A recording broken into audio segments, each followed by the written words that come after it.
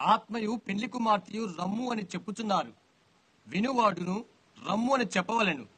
దప్పికొనిన వానికి వానిని రానిమ్ము, ఇచ్చించు వారిని జీవజలమును ఉచితముగా పుచ్చుకొనిమ్ము అను ప్రశస్తమైన ఆహ్వానం మనకు అనుగ్రహించిన మన ప్రభువును మన రక్షకుని యేసుక్రీస్తు వారి ఘనమైన నామమునకు మహిమాఘంత ప్రభావాలు చెల్లును కాక.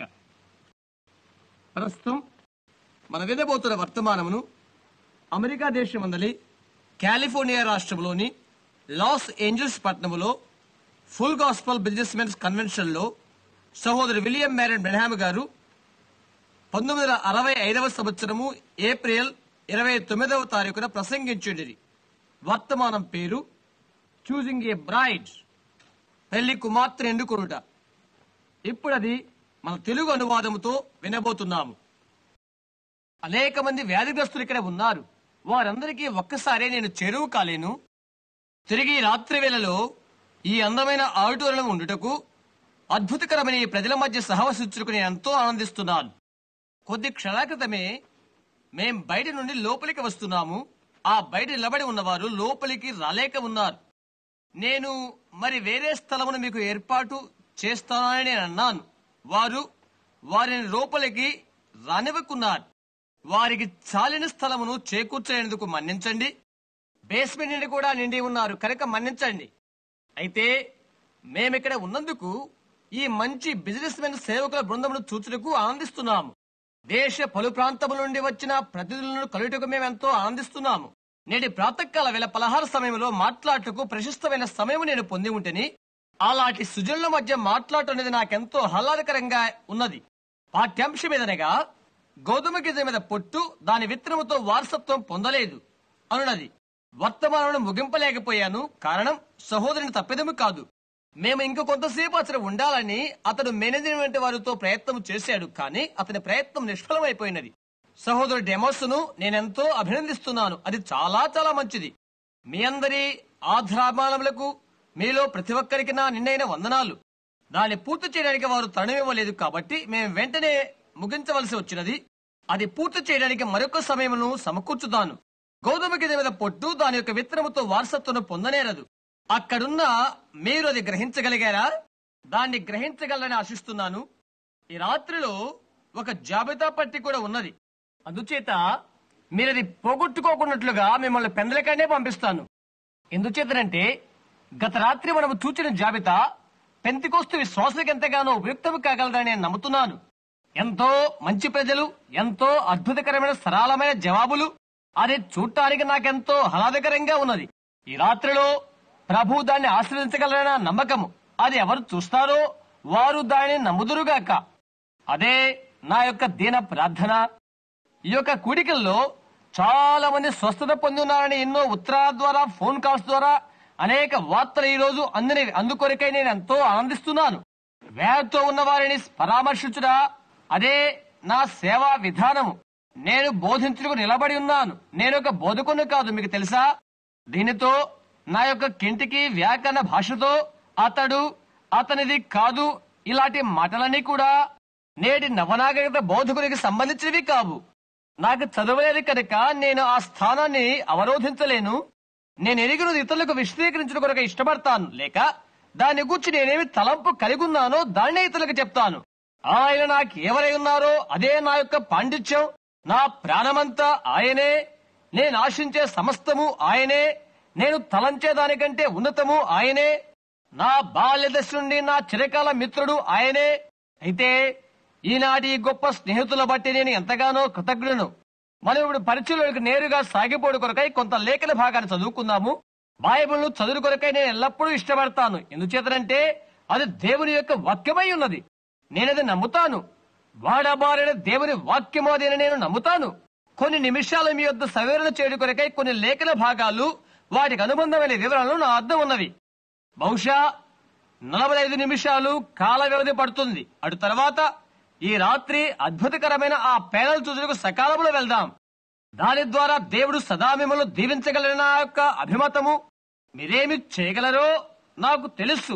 మరి ఈ రాత్రి అయినప్పటికీ టూసర పట్టణమునకు నేను తలస్తున్నాను.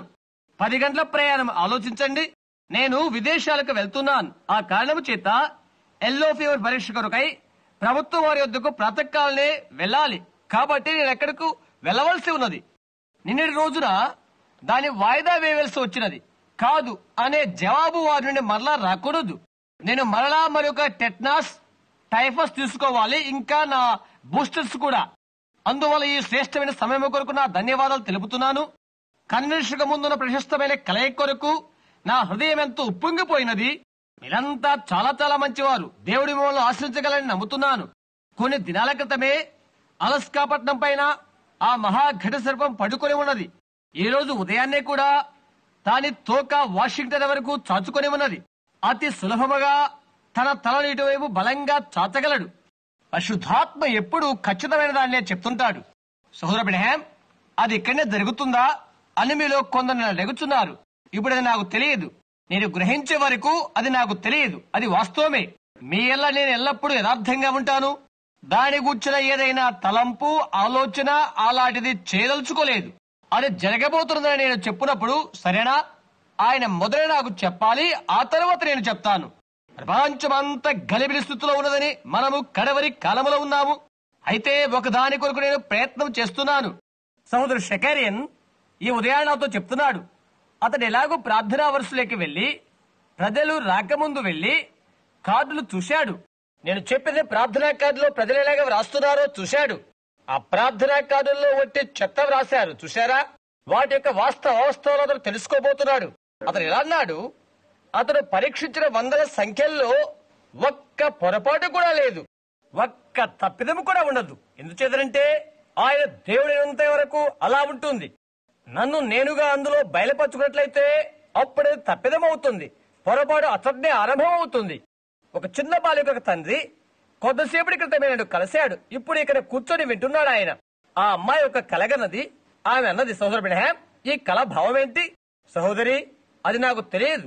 దేవుడు నాకు చెప్తాడేమో నేను తెలుసుకోవాలని చెప్పాను. అందువల్ల నేను వెళ్లి ప్రభువును అడిగాను. ఆయన నాకెన్నడూ ఆ కళ భావాన్ని చెప్పలేదు. ఆ అమ్మాయి మరలా వచ్చి నా కళకు అర్థమేంటి అని మరలా అడిగినది. నేను చెప్పాను, పాపా ఇలా రామ్మా కూర్చో. ఇలా చెప్పాను, చూడు, మీ అమ్మా నాన్నలు నాకు ప్రేమైన మిత్రులు. వారు కెనడా దేశం నుండి వచ్చి ఇక్కడ నాతో కలిసి యాత్ర గడుపుతున్నారు. నేను చెప్పబోతున్నానని వారు హృదయపూర్తిగా నమ్ముతారు. చెప్పాలని నేను ఎవరికీ నా యొక్క జీవితంలో తప్పు చెప్పలేదు. ఆ కళ యొక్క భావం నాకు తెలుస్తుందని నాకు తెలుసు. ఆ కళ నాకు నేనుగా చూసే వరకు, అంటే అప్పుడు ఆయన ఆ భావం చెప్తాడు. లేట్లయితే నేను అది చెప్పలేను. నేను ఏదైనా కలపూతులు చెప్పినట్లయితే నీవు చావు బ్రతుకుల మధ్య మరలా నేను అవసరం రావచ్చు. అప్పుడు నన్ను నీవు నమ్మాలో లేదో నీకు తెలియదు. నేను ప్రభు నామని ఏదైనా మీకు చెప్పినట్లయితే ఆయన నాకు చెప్పాడు కాబట్టి నేను చెప్పి ఉంటిని. అది యథార్థమే. ప్రపంచమంతటా ఇప్పటి వరకు ఎన్ని సంవత్సరాలు ఒక్కసారి కూడా పొరపాటు జరగలేదు. ఎందుచేతనగా వాడబాయని వాస్తవం అనేది నరుని వలన కాదు, అది దేవుని ఆత్మ చేయగలడు. సరే, బాధ్యతాయుక్తమైన వర్తమానం నా యొద్ద ఉన్నది. అనేక సార్లు ప్రజలు నన్ను ఇలా తలస్తూ ఉంటారు. ఇట్లనగా ఒక క్షణం అలా కూర్చొని ఆలోచన చేయడం వలె ఉన్నానని వారికి భీకరంగా ఉండే వ్యక్తులను తలస్తారు. ప్రజలను కత్తిరించుటకు నేను ఇష్టపడను. అలా కాదు, అలాంటిది కానే కాదు. నేను ప్రజలను ప్రేమిస్తాను. అయితే ప్రేమ క్రమపరచునని మీకు తెలుసా?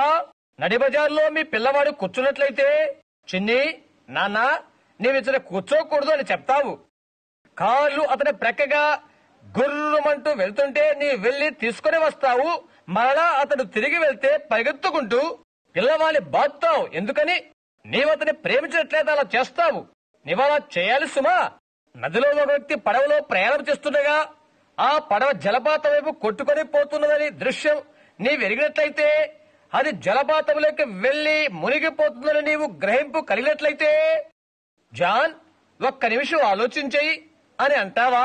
లేక నీవిది చేసి ఉండకూడదు అని అంటావా? అది అలా జరగబోతుందని నాకు తెలిసినట్లయితే చెవుక్కున పడవలో ఉండి అతను నా చేతులకు అంత మట్టుకు బయటికి లాగేస్తాను. ఎందుచేతంటే ప్రేమనట్లు చేయిస్తుంది. నేను మాట్లాడిన ఈ వర్తమానాల్లో ఏ విధమైన సిద్ధాంతాలు గురించి గాని ఇతర దానికి సంబంధించినవి నేను మాట్లాడలేదు. నా సంఘంలో ఏది చేస్తాను, బయట పలు విధమైన ఆలోచనలతోనూ పలు రకాలైన సంఘ సిద్ధాంతాలను ఉన్నటువంటి స్త్రీ పురుషుల మధ్య అయితే నేను కేవలం సాధుత్వముతో దాన్ని సాధుహరణ చేస్తాను. దేవుని ఆత్మలో జన్మించిన వారికి అది సరిపోతుంది. నా భావన మీరు అర్థం చేసుకుంటారు. క్రైస్తవ జనమైన మెథడిస్టు, బాప్టిస్టు, ప్రెస్బిటేరియన్ ఇంకా ఎవరైనా సరే ఈ రాత్రి వేళలో ఆదికాండం 24వ అధ్యాయము చదవాలన్న అపేక్ష. ఆదికాండం 24వ అధ్యాయం 12వ వచనం ప్రారంభము నుండి. అతడిట్లనేను, నా యజమానుడు అబ్రహాము దేవుడైన యెహోవా, నేను వచ్చిన కార్యమును త్వరలో సఫలము చేసి నా యజమానుడు అబ్రహాము మీద అనుగ్రహము చూపము, చిత్తగించము. నేను ఈ నీళ్ల ఊట యొద్ద నిలుచున్నాను. ఊరి వారి పిల్లలు నీళ్లు చేదుకొంటూ వచ్చుచున్నారు. కాబట్టి నేను ఏ చిన్నదాని గురించి చెప్పుదునో ఆమె వచ్చి త్రాగునట్లు నీవు దయచేసి నీ కడవన ఉంచమని నేను చెప్పగా, నీవు త్రాగుము, నీ వంటలకును నీళ్లు పెట్టెదనని ఏ చిన్నది చెప్పునో ఆమెయే నీ సేవకుడైన ఇస్సాకు కొరకు నీవు నియమించిందై ఉండును కాక. అందువలన నీవు నా యజమాని మీద అనుగ్రహము చూపితమని తెలుసుకుందును. ఆ తరువాత ప్రకటన గ్రంథముల నుండి కూడా బైబిల్లో ప్రథమము ఆదికాండము, బైబిల్లో ఆఖరిది ప్రకటన 21వ అధ్యాయము 9వ వచనము చదవాలని ఆశిస్తున్నాను. ఆదికాండమందలి లేఖన భాగమును చూశాము. ఆశించినట్లయితే అధ్యాయమంతా చదవండి. దేవుడు ఎలియాజును పంపుతున్నాడు, లేక అబ్రహాము ఎలియాజును పంపిస్తున్నాడు. క్షమించండి, ఇస్సాకుకు పెళ్లికు మాత్రం ఎన్నుకుని తెచ్చుడు కొరకై అందాల రాసిన రిబ్కా బయటకు వచ్చినది. అబ్రహాము సేవకుని ఎలియాజరు తన ప్రార్థనకు ప్రతిఫలంగా సౌందర్య రాశి రిబ్కాను సంపాదించగలిగాడు. ప్రకటన 21వ అధ్యాయం 9వ వచనం. అంతటా ఆ కడబడ 7 తెగులతో నిండిన 7 పాత్రలు పట్టుకుని ఉన్న 7 దేవదూతల్లో ఒకడు వచ్చి నాతో ఇట్లు చెప్పెను, ఇటు రమ్ము, పెండ్లి కుమార్తెను అనగా గొర్రె పిల్ల యొక్క భార్యను నీకు చూపెదని నాతో చెప్పాను. ఈ రాత్రిలో దీని గురించి నేను ఒక పాఠ్యభాగాన్ని తీసుకోవాలని ఆశిస్తున్నాను. పెళ్లి కుమార్తెను ఎన్నుకొనుట అను పాఠం. నా యొక్క సోదరుడు దీన్ని టేప్ చేసినట్లయితే ఈ టేపు అనేక స్థలములోకి వెళ్లి అది ప్రతిధ్వనిస్తుంది. ఈ విధంగా నేను కేవలం ఇక్కడ ఉన్న సభికులతో మాత్రమే మాట్లాడటం కాదు, కానీ ఈ యొక్క టేపులు సర్వ ప్రపంచమునకు తరలి వెళ్ళును. వారు వాటిని వాస్తవంగా తర్జుమా చేసి అనేకమైన భాషల్లో, ప్రపంచంలో పలువిధ భాషల్లో తర్జుమా చేసి భూమండలంలోని అన్య ప్రాంతముల భాషల్లోకి అనువదించబడును. చర్చి సొసైటీ ద్వారా ఉచితముగా ఈ టేపులు పంపబడును. ఆఫ్రికా అడవుల్లోని వారు, ఇండియా దేశస్థులు తమ భాషల్లో ఈ టేపులు తర్జుమా చేయుదురు. ప్రపంచపు మారుమూలకు కూడా ఈ టేపులు పంపించబడును. ఇప్పుడు పెళ్లి కుమార్తెను ఎన్నుకొనుట. జీవితంలో మనకు అనేకమైన అభిరుచులు ఉంటున్నవి. జీవించునన్నదే ఒక ఎన్నిక లాంటిది. మన మార్గమును మనం ఎన్నుకొంటుకు మనకు హక్కున్నది. మనము జీవించిన మార్గమును కోరుకుంటూ మనకు హక్కు గలదు. చదువు అనేది ఒక ఎన్నుకోట లాంటిది. మన విద్యావంతులు కావాలో లేక అవిద్యాపరులుగా ఉండాలో అనేది మనము ఎన్నిక చేసుకుంటున్నాం. మనము కోరుకునే నిర్ణయం అది. మంచి చెడుగులైనవి ఎన్నుకోటలు లాంటివే. మంచిగానో చెడుగానో నివసించాలని ఎన్నిక అనున్నది ప్రతి ఒక్క స్త్రీ పురుషులకు, బాలికలకు ఉంటున్నది. దానినే ఏర్పాటు చేసుకునే అర్థం. ఏర్పాటు చేసుకోవడం అనేది ఘనమైన విషయమే. నిత్యమైన నీ యొక్క మనుగడ అనేది ఒక ఏర్పాటు. నిత్యత్వం నీవెక్కడ గడుపుదువో అనున్నది. మీలో కొందరికి రాత్రియే కూడిక ముగించకమునిపే ఒక్క ఎన్నిక సమయం కావచ్చు. ఒకే ఒక సమయం ఉన్నది. అనేక సార్లు నీవు ఆయన యొక్క ముఖము తప్పించినట్లయితే ఆయన వైపు చూచే ఆఖరి సమయం ఒకటి ఉన్నది. ఆయన యొక్క వాత్సల్యానికి తీర్పుకు మధ్యాంతర రేఖ ఒకటి ఉన్నది. ప్రతి స్త్రీ పురుషుడికి, బాలికకు ఆ గిడు దాడితే ఎంతో అపాయం ఉంటున్నది. ఆ మరణపు గీతను దాడితే మరలా తిరిగి వచ్చనేది అసంభవము. అందువలన ఈ రాత్రి వేళలో అనేకులు నిత్యత్వంలో గడిపే వారి జీవిత నిర్ణయం చేసే సమయం ఈ రాత్రియే కావచ్చు. జీవితంలో మరొక ఎన్నిక కూడా మనకున్నది. అదే జీవిత అర్ధాంగిని కూర్చున్న ఎన్నిక. జీవిత పరమావధిలో ఎవరైనా స్త్రీ పురుషులు ఎన్నుకునే హక్కును కలిగి ఉన్నారు. ఎవరస్తులకు పురుషుడు ఎన్నుకోనడు. అంగీకరించుడా లేక తిరస్కరించుడా అనే హక్కును స్త్రీ కలిగి ఉన్నది. అయితే అది ఇరు వర్గముల సమ్మతే ఉండాలి. స్త్రీ పురుషులు ఇరువురు ఎన్నుకునే హక్కును కలిగి ఉన్నారు. ఇంకా నీవు క్రైస్తవుడుకు నీవు ఒక ఏర్పాటు చేసుకున్న నిర్ణయం నీకు ఇవ్వబడినది కూడా. అమెరికా దేశంలో ఇంతవరకు నీ వెళ్తున్న సంఘములో ఉండుకు నీకు ఎన్నిక చేసుకునవచ్చును. అనగా అమెరికాలో ఏ సంఘములైనా నీ ఉండుటకు నీకు ఒక నిర్ణయం ఇవ్వబడి ఉన్నది. అదే ఎన్నిక. ఇష్టం లేకపోతే నీవు దేనికి వెళ్ళవసరం లేదు. అయితే మెథడిస్టు సంఘంలో ఉండి మరి వేరే బాప్టిస్టు, కెథలిక్, ప్రొటెస్టెంట్ మొదలగు సంఘముల్లో మార్పు చేసుకోదలిస్తే మరెవ్వరూ నిన్ను ఒకే సంఘానికి రమ్మని పిలిచేది లేదు. అది మనకి గల స్వాతంత్ర్యం. అది మనము కలిగి ఉన్న ప్రజా ప్రభుత్వం. ప్రతి ఒక్కరూ తమకు తాముగా ఎన్నుకొనవచ్చును. మత స్వాతంత్ర్యం అది గొప్ప విషయం. సదాకాలం ఇలాంటి దాన్ని కలిగి ఉండడానికి దేవుడు మనకు సహాయం చేయుడుగాక. ఈ సంఘాన్ని ఎన్నుకునే తరుణము నీకు ఇవ్వబడి ఉన్నది. ఈ సంఘం నీవు ఎన్నుకోవచ్చు. నిన్ను నిత్య గమ్య స్థానములకు చేర్చు ఒక సంఘమును, ఒక సిద్ధాంతము గల సంఘమును నువ్వు ఎన్నుకోవచ్చు. నీవు నచ్చినా నీవు మెచ్చినా మత సిద్ధాంతాలు ప్రకటించే సంఘమును నువ్వు ఎన్నిక చేసుకోవచ్చు. లేక ఇంకో సిద్ధాంతాలను కూడా నువ్వు ఎన్నిక చేసుకోవచ్చు. ఇంకా దేవుని వాక్యాన్ని ఎన్నుకోవడం అనే నిర్ణయం కూడా నీకు ఇవ్వబడి ఉన్నది. నీ ఎన్నిక నీవు చేయవచ్చు. ఎన్నుకోవడం అనేది వ్రాయబడిన చట్టం వలె మన మధ్య ఉన్నది. కర్మేలు పర్వతం మీద ఒకప్పుడు ఏలియా అని నేను అనుకుంటాను. ఏలియా కాలం నాటి కర్మేలు పర్వతం మీద శ్రమ వంటి భయంకరమైన ఇబ్బంది కాలము మన మధ్యగా ఇప్పుడే వచ్చి ఉన్నది. బహుశా అది రాత్రి నీకు కావచ్చు, లేక నాకు కావచ్చు. కర్మేలు పర్వతం మీద అనుభవం అది ప్రపంచమంతరికి సంభవించనై ఉన్న ప్రత్యక్ష వివరణ ఇది. నీవు ఎన్నిక తీసుకోవలసిన తరుణము నీకు ఒకటి నిశ్చయంగా రానున్నది. సంఘ శాఖ సిద్ధాంతముతో కూడిన సంఘములకు చెందినవో మానవుడా, నీవేది కోరుకుంటున్నావో ఆ ఘడియ నీ ఎదుటే ఉన్నదని నీవు నమ్మో. నీవు సార్వత్రిక సంఘ సభలోనైనా చేరాలి, లేదా నీవెన్నడూ సంఘ శాఖగా ఏర్పాటుగా కాకూడదు. నీవు దాన్ని చేయవలసి ఉన్నది. ఆ ఎన్నిక తరుణము అతి చెరువులో ఉన్నది. ఆఖరి గడియ వరకు ఆలస్యము చేయడం అనేది అపాయకరమైన సంగతి సుమా. ఎందుచేతనంటే ఎన్నడూ కూడా కదిలించబడినదాన్ని నీవు స్వీకరించవలసి ఉన్నది. నిన్ను హెచ్చరింపజేయ ఒక గడియ ఉన్నదని నీకు తెలుసా?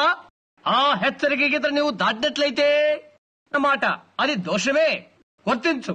ఆ జూబిలీ సునాద సంవత్సరం వచ్చినప్పుడు యాజకుడు బూర పట్టుకుని ప్రతి బానిసయు విడుదల పొంది ఉన్నాడు, వెళ్ళవచ్చని బూరతో ప్రకటన చేస్తాడు. అయితే వారు తమ యొక్క స్వాతంత్ర్యాన్ని నిరాకరించినట్లయితే అలాంటి వారిని దేవాలయంలోనికి తీసుకుని పోయి అతని చెవికి పంటెతో రంధ్రము చేస్తారు. అటు తరువాత ఆ వ్యక్తి తన యజమానికి నిరంతరము సేవ చేయవలసి ఉంటుంది. వెనికిడికి గుర్తుగా అతని చెవికి అది ఉంటుంది. వెనుట వల్ల విశ్వాసము కలుగును. బోరు యొక్క శబ్దమును అతను విన్నాడు, అయితే దానికి అతను చెవియొగ్గలేకపోయాడు. అనేక పర్యాయాలు స్త్రీ పురుషులు దేవుని యొక్క సత్యమును వింటూనే ఉన్నారు. ప్రత్యక్ష రుజువులతోనూ అనుభవంతో కూడిన సత్యమును వింటూనే ఉంటారు. అయితే దాన్ని అంగీకరించడానికి ఆలగింపరు. ఇంకో కారణం కూడా ఉన్నది. సత్యమును దాని యొక్క ప్రత్యక్ష రుజువులను అంగీకరించుకుంటకు ఇష్టపడిన మరి యొక్క ఎన్నిక కూడా వారికి ఉన్నది. ఆ కారణము చేతనే సువార్తను వినుటకు వారు తమ చెవులు మూసి ఉన్నారు. ఆ వార్తను మరెన్నడూ కూడా వినలేరు. దేవుడిని హృదయంతో మాట్లాడినట్లయితే తక్షణమే కార్యనిర్వహణ చేయి. అది నా సలహా. వారు చేయవలసిన దాని గురించి ఏలియా వారికి ఒక నిర్ణయం ఏర్పాటు చేశాను. మీరు ఎవరిని సేవించదరో కోరుకొనుడి. యెహోవాయే దేవుడైతే ఆయన్ని అనుసరించుడి, బయలు దేవుడైతే దానిని అనుసరించుడి. ఈ దిన ప్రాతకాల వేళలో మన యొక్క పాఠములో మనం నేర్చుకున్న రీతిగా ప్రతి ప్రకృతి సంబంధమైన వస్తువు ఆత్మ సంబంధమైన వస్తువుకు పోలికై ఉంటున్నది. సూర్యుడు తన ప్రకృతిలోని వస్తువులతో. అదే నా యొక్క ప్రథమ బైబిల్ గ్రంథము. బైబిల్ గ్రంథంలోని ఒక్క పేజీ కూడా నేను చదవనప్పుడు దేవుడు నాకు తెలుసు. అనగా ప్రకృతిలో ప్రతి చోటు కూడా బైబిల్ గురించి వ్రాయబడి ఉన్నది. కేవలం అది దేవుని యొక్క వాక్యముతో ఉంటుంది. ప్రకృతిలో ఉన్న మరణము, పాతిపెట్టబడుట, పునర్జన్మ కలిగి ఉంట ఎలాగ జరగనో, సూర్యోదయమగుట, అది దాటి సాగిపోవుట, తిరిగి అస్తమించుట, మరలా సూర్యోదయమవుట, ఇలాగే వర్తమానంలో మనం ముందుకు సాగే కొలది అనేకమైన విషయాల ప్రకృతులను దేవుడు ఎలా రుజువు చేయగలిగాడో మనం తెలుసుకోగలము.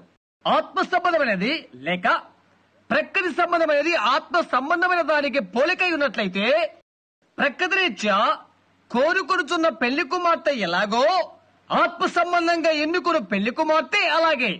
భార్యని ఎన్నుకోవటకు మనం వెళ్తున్నామంటే అది చాలా జాగ్రత్తతో కూడిన విషయం.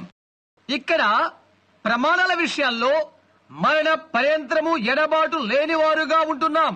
ఆ విధంగా దానిని మనము నిలబెట్టుకోవాలి. ఆ ప్రమాణమును దేవుని ఎదురు నీవు చేస్తున్నావు. మరణం మాత్రమే నిన్ను వేరు చేయగలదు. అలా చేయవలసి ఉందని నా నమ్మకము. పురుషుడు మంచి మనసుతో తన భవిష్యత్తుకై ప్రణాళిక వేసుకుంటున్నాడు. భార్యను ఎన్నుకొను. నీవు చేస్తున్న దాని గురించి బహు జాగ్రత్త కలిగి ఉండు. భర్తను ఎన్నుకట్లో లేక భర్తగా చేసుకునే వ్యక్తిని అంగీకరించడంలో ప్రత్యేకించి ఈ రోజుల్లో బహు జాగ్రత్త వహించవలసి ఉన్నది. భార్యను ఎన్నుకొనక ముందు పురుషుడు ఆలోచించి ప్రార్థించవలసి ఉన్నది. నేటి దినాల్లో అనేకమైన విడాకులు వివాదాలు ఉన్నవని నేను తలస్తాను. అమెరికా దేశము విడాకుల వివాదాలకు ప్రపంచంలో ముందడుగులో ఉన్నది. ప్రపంచమందరి మిగతా దేశస్తులను మనం నడిపిస్తున్నాం. ప్రపంచంలో మరెక్కడ లేని విడాకులు ఈ దేశంలో జరుగుతున్నవి. క్రైస్తవ దేశమని తలంచబడుతున్న ఈ దేశంలో ఎంతటి సిగ్గుచేటు మనకు విడాకుల కోర్టులు. దేనికి కారణమని నేను తలస్తున్నప్పుడు స్త్రీ పురుషులు ఇరువురు దేవునికి దూరస్తులైపోవటమే. అయితే స్త్రీ పురుషులు ఇద్దరికి కూడా ఈ విషయమకై ఒకరి ఒకరు ప్రార్థించినట్లయితే అందమైన గుండ్ర రెక్కలున్న స్త్రీ కొరకు, లేక ఎత్తైన భుజాలు గల పురుషుడి కొరకు కాదు, లేక ఏదో లోక తృష్ణ కొరకు కాదు. మొదటిగా దేవులేపు చూచి, దేవా ఇది నీ చిత్తమా అని అడగాలి. పాఠశాల వలె నేడు ఎంతో మోసకృత్యాలు జరుగుతున్నవి. ఉదయాన్నే పిల్లలు వచ్చినప్పుడు నా ఇరుగు పొరుగు స్నేహితుల పిల్లలు నా ఎద్దుకు వచ్చి నన్ను ఇలా అడిగారు, సహోదర అబ్రహాం నా కొరకు ప్రార్థన చేస్తారా? మాకు ఈరోజు పరీక్ష ఉంది. రాత్రంతా కష్టపడి చదివాను, కానీ పరీక్షల్లో నెగ్గుతాను అనేది నమ్మకం లేదు. నా కొరకు ప్రార్థించండి. ప్రతి బడి పిల్లవాడు అంతేననుకుంటాను. ప్రాతకాల వేళ కుటుంబ ప్రార్థనలు ఇవ్వడానికి చెప్పవచ్చు. అమ్మా జాన్కి ఈరోజు పరీక్ష ఉంది, మనం వాని కొరకు ప్రార్థన చేద్దాం. అలాగే చేయాలని నేను నమ్ముతాను. అయితే నీవు చేసేదంతా మరో మార్గములో మోసముతో ఇంకొకరి పేపర్ చూసి కాపీ కొడతావు. అయితే ఊరికే వచ్చి ఆ విషయానికై ప్రార్థన కోరుతావు. మనము చేసిన దాని గురించి ఆలోచించినట్లయితే, మనము వివాహము చేసుకోబోతున్నప్పుడు భార్యను భర్తను ఎన్నుకొని అది అవగాహన చేసినట్లయితే మనిషి ఎంతగానో భారముతో ప్రార్థించవలసి ఉంటుంది. ఎందుచేతనంటే అతడు తన జీవితాన్నే నాశనము చేసుకోబోతున్నాడు. ప్రమాణమును గుర్తుంచుకో, మరణ పర్యంతరము ఒక్కరినొకరు ఎడబాయమని పొరపాటున ఎన్నుకోవడం ద్వారా తన జీవితాన్ని తానే వినాశనము చేసుకుంటున్నాడు. అతడు తప్పుడు ఎన్నిక చేసుకుంటున్నాడు అని అతనికి అర్థమైతే, అతని భార్య కూడా యోగ్యత లేని దానిని పెళ్లి చేసుకుంటున్నాడు అతనికి అర్థమైతే, అతనే ఏదో ఒక విధంగా పెళ్లి చేసుకుంటే అదే అతని పొరపాటు. అతడు నీకు భర్తగా యోగ్యత లేని వాడిని ఎదిగి ఒక స్త్రీ ఒకరి భర్తగా స్వీకరించితే ఆ తరువాత అది మంచిది కాదని నీవు తెలుసుకున్నప్పటికీ అది నీ యొక్క పొరపాటే. అందుచేత ఎంతో భారంగా నీవు ప్రార్థించే వరకు ఎలాంటి ఎన్నికలు నీవు చేసుకోకూడదు. సంఘమును ఎన్నుకోట్లో కూడా అదే నీకు వర్తిస్తుంది. నీవు సహవాసము చేస్తున్న సంఘము కొరకు నీవు ప్రార్థన చేయవలసి ఉన్నది. గుర్తుంచుకో, సంఘాలకు ఆత్మలున్నవి. నేను ఆక్షేపకుడుగా ఉండాలని ఆశించను, కానీ నేను పెద్ద వయసులో నాకు తెలియను. ఏదో ఒక దినమున నేను ఈ స్థలమును విడిచిపెట్టవలసి ఉన్నది. ఈ రాత్రి నేను చెప్పేదాని గూర్చి లేక ఇంకోసారి నేను చెప్పేదాని గూర్చి ఆ తీర్పు దినం లెక్క చెప్పవలసిన వాడై ఉన్నాను. అందుచేత నేను సంపూర్తిగా చనిపోయిన వాడై నిజముగా ఒప్పుదల గల వాడై ఉండవలసి ఉన్నది. నీవు ఒక సంఘంలోనికి వెళ్ళు, ఆ సంఘస్థుల యొక్క నడతను గమనించు. ఒక్కసారి సంఘ కాపని కూడా గమనించు. పాదిరి గారి వలె సంఘస్థుల నడవడి ఉండి నీవు కనుగొనుగుతావు. కొన్నిసార్లు నేను ఆశ్చర్యపోతూ ఉంటాను, పరిశుద్ధాత్మకు బదులుగా నీవు ఇంకొకరి ఆత్మలో పొందుకొని ఉంటారు. ఒకే దాన్ని పట్టుకొని దానిపై ఊగులాడుతున్న పాదిరి గారు ఉన్న స్థలానికి నీవు వెళ్లి చూసినట్లయితే ఆ సంఘస్థులు కూడా అలాగే చేతులను నీవు చూస్తావు. నేను ఒక సంఘానికి వెళ్లి చూశాను. అక్కడ పాదిరి గారు నిలబడి తన తలను వెనుక్కు ముందుకు ఊపుతూ ఉన్నాడు. అది నేను చూశాను. సభ్యులంతా ఏమి చేస్తున్నారో చూడు, అదే సంఘ సభ్యులంతా అదే చేస్తున్నారు. పాదిరి గారు దౌడు తీస్తుంటే సంఘమంతా అదే పని చేస్తుంటారు. అందువలన నేను ఒక సంఘాన్ని ఎన్నుకున్నట్లయితే నిజమైన మూలాధారమైన సంపూర్ణ సువార్త కలిగిన బైబిల్ సంఘాన్ని నేను ఎన్నుకోవలసి ఉన్నది. నా యొక్క కుటుంబం అంతా అందులో ఉండవలసి ఉన్నది. ఎన్నుకొనుట. నిన్న ఆ 20 రూపాయలు నేను చూశాను. సహోదరు షకార్ యొక్క కుమారుడు, అల్లుడు ఇరువురు నిన్న ఒక యవనస్తుడి కొరకు ప్రార్థించకై నన్ను తీసుకుని వెళ్లారు. అతడు నాజూకైన వాడు, సంగీత ప్రియుడు కూడా. అతని పేరు ఫ్రెడ్ బర్కర్. ఒక ప్రయాణం నుండి తిరిగి వచ్చిన వెంటనే ఫ్రెడ్ చనిపోతున్నాడు రండి అని నన్ను పిలిచారు. నేను వారి ఇంట్లో ప్రవేశించక ముందే ఇంకో వార్త నాకు అందింది. ఇప్పుడే అతడు చనిపోయి ఉండవచ్చునని తెలియజేశారు. అతడు మెదడులో రక్తనాళాలు పగిలిపోయినవి, స్పృహలేక కోల్పోయాడు, చనిపోడుకు సిద్ధంగా ఉన్నాడు. అతని భార్య అతని కొరకై ప్రార్థించమని కోరింది. నేను ఇలా తలంచాను, నేను విమానంలో వెళ్ళినా నేను ఎక్కడికి వెళ్లేలుగా చచ్చిపోయి ఉండవచ్చు, లేక చనిపోయి ఉండవచ్చు అనుకున్నాను. అక్కడ ఒక అమ్మాయిని పిలిచి ఫోన్ ఫ్రెడ్ చెవికి అతికించినట్లు ఏర్పాటు చేశాను. అతడు గుటకలు వేయట్లేదు, యాంత్రికంగా నోట్లో ద్రావకం పోస్తున్నారు. మేము అతని కొరకు ప్రార్థించినప్పుడు వాంతి అయిపోయినది గొంతులో నుండి తీసివేయండి. అతడు గుటకలు వేయగలిగాడు. వైద్యులు దాన్ని నమ్మలేకపోయారు, అది తీసివేశారు. మినగగలిగాడు. ఆ మరునాడు లేచి కూర్చున్నాడు. ఒక సంఘమును ఏర్పరచుకోట. ఈ ఉదయాన్నే ఫోన్ కాల్లో విన్న వార్త, నా యొక్క సంఘ సభ్యురాలు, ఆమె వాస్తవంగా లూయిస్విల్ నుండి వచ్చిన బాప్టిస్టు స్త్రీ. ఆమె ఈ రోజు ఉదయాన్నే చనిపోయింది.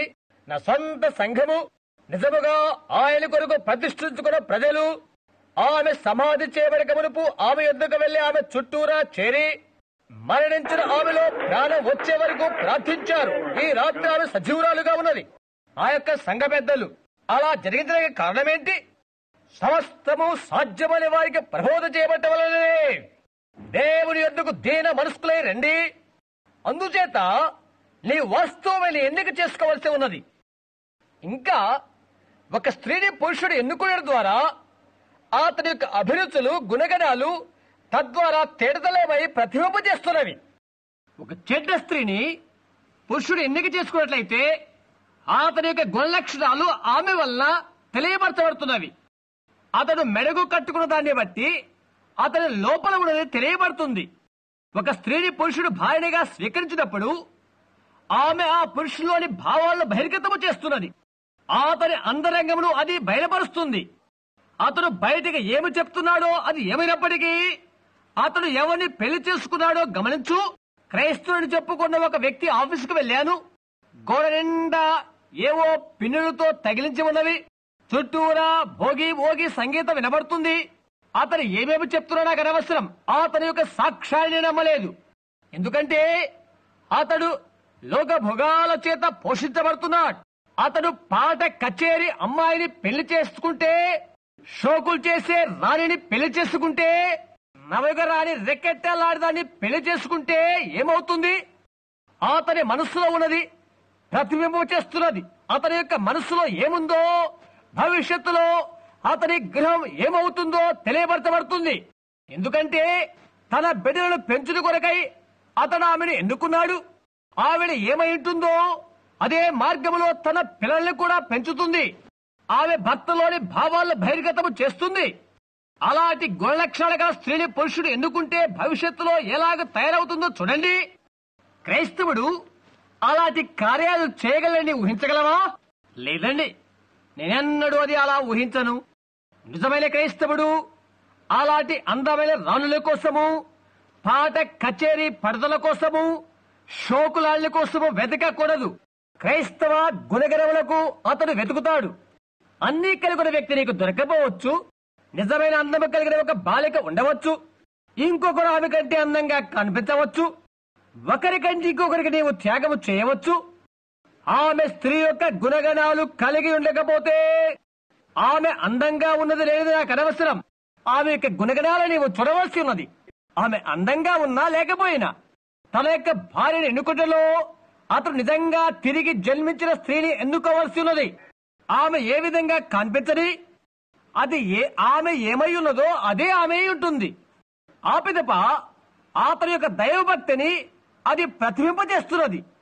అతని మనోభిలాషను ఆమె ప్రతిబింబచేస్తున్నది రాబో దినముల్లోని కుటుంబ భవిష్యత్తును తెలియజేస్తున్నది. ఆ స్త్రీ యొక్క నడిపింపు ద్వారా తన ఇంటి యొక్క భవితవ్యము ఆమె ద్వారానే నెరవేరబడుతున్నది. అతను ఒకవేళ నేటి నవనాగరిక రెకెట్టాను షోకులాడ్ను పెళ్లాడితే అతను ఎదురు చూచేది దేని కొరకు? అతని భవిష్యత్ గ్రహం ఎలా ఉంటుంది? బౌద్ధికుష్ణ లేకుండా ఎంత ఉండి యోగక్షేమాలు చూడలేని అమ్మాయిని పెళ్లి చేసుకుంటే ఆమె ఇంకొక ఆఫీసులో పని చేయాలని ఆశలు కలిగిన స్త్రీ అయితే ఆమె ఇటువంటి గృహ నిర్వాహకురాలు అవుతుందో చూడు. నీకు బేబీ సిట్టర్లు ఇంకా మొదలైనవి కావాలి. ఇది నిజం. ఉద్యోగాలు చేయాలనే నేటి నవనాగరిక గల స్త్రీల అభిరుచులు గూర్చి నాకంత ఇష్టం లేదు. యూనిఫామ్ వేసుకుని పోలీసుల వలె మోటార్ సైకిల్ మీద పట్టణమంతా తిరుగుడు నేను చూచినప్పుడు స్త్రీ అలాగుండా పట్టణానికే అవమానము. ఎందరో పురుషులు నిరుద్యోగులై ఉంటున్నప్పుడు మన పట్టణం యొక్క నవనాగరికత ఆలోచన తేటతెల్లబరుస్తుంది. దాని హీనతను అది తెలియచేస్తున్నది. అలాగుంటానికి మా స్త్రీలకు మేము అనుమతి ఇవ్వము. వారు అలాగుంటానికి వారికి అవసరం లేదు.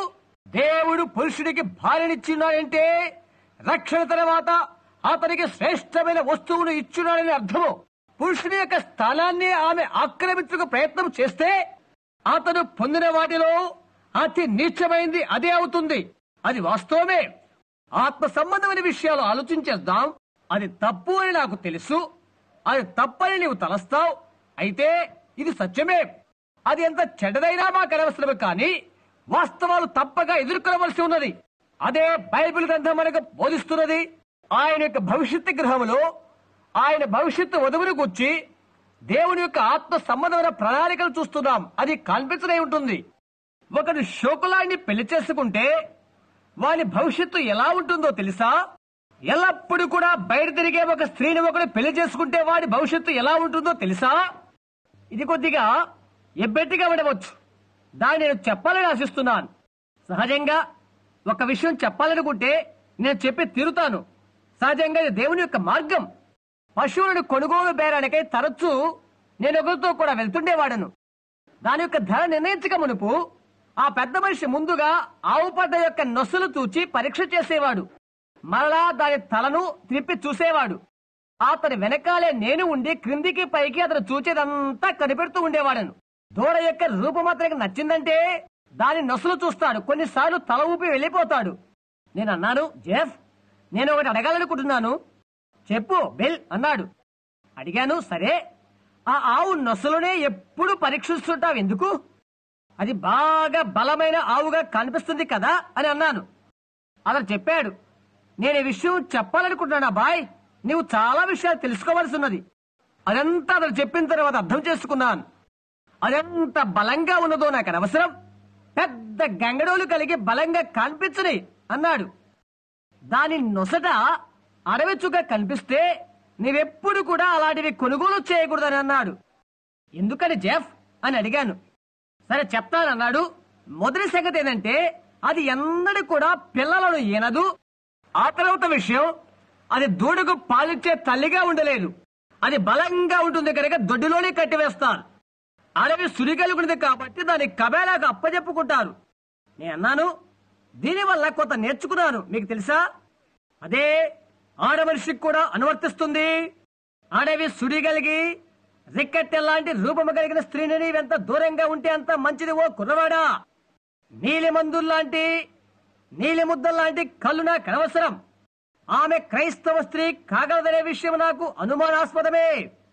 టెలివిజన్లు, వార్తాపత్రికలు ఎంత అందగత్తెని ఆమెను అభివర్ణించినది నాకు అనవసరం. ఎంతో భయంకర రూపం. నా జీవితంలో చూడని అసహ్యమైన వికృత రూపం అది. క్లిఫ్టన్ కేవిటోరియాలో ఒక ప్రాతకాల పలహార సమయంలో నేను మొట్టమొదటి చూశాను. కొందరు ఎవరు స్త్రీలు పైకి ఎక్కి రావడం నేను గమనించాను. సోదరు ఆర్గన్ బయట వచ్చాడు, నేను వచ్చాము. క్రింద అంతస్తుకు అతను దిగి వెళ్ళాడు. ఒక అమ్మాయి వచ్చుచున్న నేను చూశాను. నేను అనుకున్నానో నాకు తెలియదు, క్రితంలో నేను అన్నడూ దాన్ని చూడలేదు. ఆవిడ కొరుకుడు పుండ్లు కలిగినట్లుగా కనిపిస్తున్నది. ఏదో ఒక తమాషా చూపు. అది తమాషా అని చెప్పడం లేదు, అది అదేనని చెప్తున్నాను. మీకు తెలుసా, కుష్ఠరోగం నేను చూశాను. నేను ఒక మిషనరీని. రకరకాల వెరిషెస్లు గల వారిని నేను చూశాను. వివిధ రంగులు గల జబ్బులు కలిగి నాకు తెలుసు. ఆ యవన స్త్రీ దగ్గరికి నేను వెళ్ళి, నేను దేవుని సేవకుడును, రోగుల కొరకు ప్రార్థన చేస్తాను అని అన్నాను.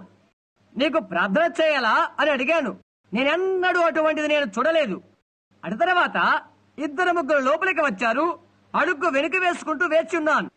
తర్వాత సోదరు ఆగ్రమేడ వచ్చాడు. నేను అడిగాను, సోదరు ఆగ్రమేడ ఇక్కడ ఉండవచ్చు. నేను అడిగాను, సోదరు ఆగ్రమైట్, ఈ ఆడవాళ్ళకు జబ్బేంటి?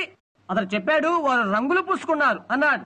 నేను అన్నాను, అయ్యయ్యో, ఈ జబ్బు ఇతర స్త్రీలకు అంటకుండా తెగుళ్ళ మందుల కొట్టులో ఆమెను ఉంచవలసి ఉన్నది అని నేను అనుకున్నాను.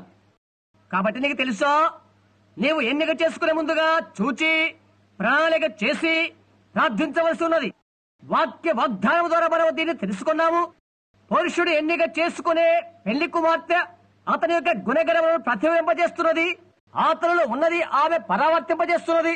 పరిశుద్ధాత్మ పూర్ణ వ్యక్తి అలాంటి స్త్రీని భార్యగా ఎన్నిక చేసుకున్నా. సహోదరుడా, నేను అలాంటిది చూడలేదు. నేను అనేక అనుభవాలు కలిగిన వయస్కులను నేనది చూడలేదు. చూశారా, అతనిలో ఉన్న భావాలు ప్రతిస్పందనయే ఆమె. భవిష్యత్ గ్రహ సహ నిర్మాతయే ఆమె.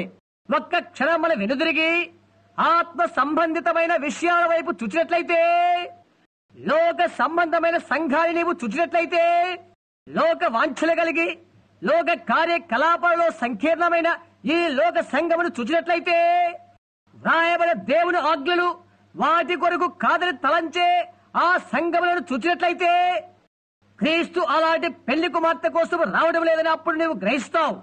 నవనాగతున్నటువంటి నేటి సంఘమును ఆయన పెళ్లి కుమార్తెగా ఎన్నుకుంటానని నీవు తలస్తున్నావా? కానే కాదు, నా ప్రభువుకు కాదు, ఎన్నటికి కాదని నేను ఖచ్చితంగా చూశాను. స్త్రీ పురుషులు ఇరువురు ఒక్కటే.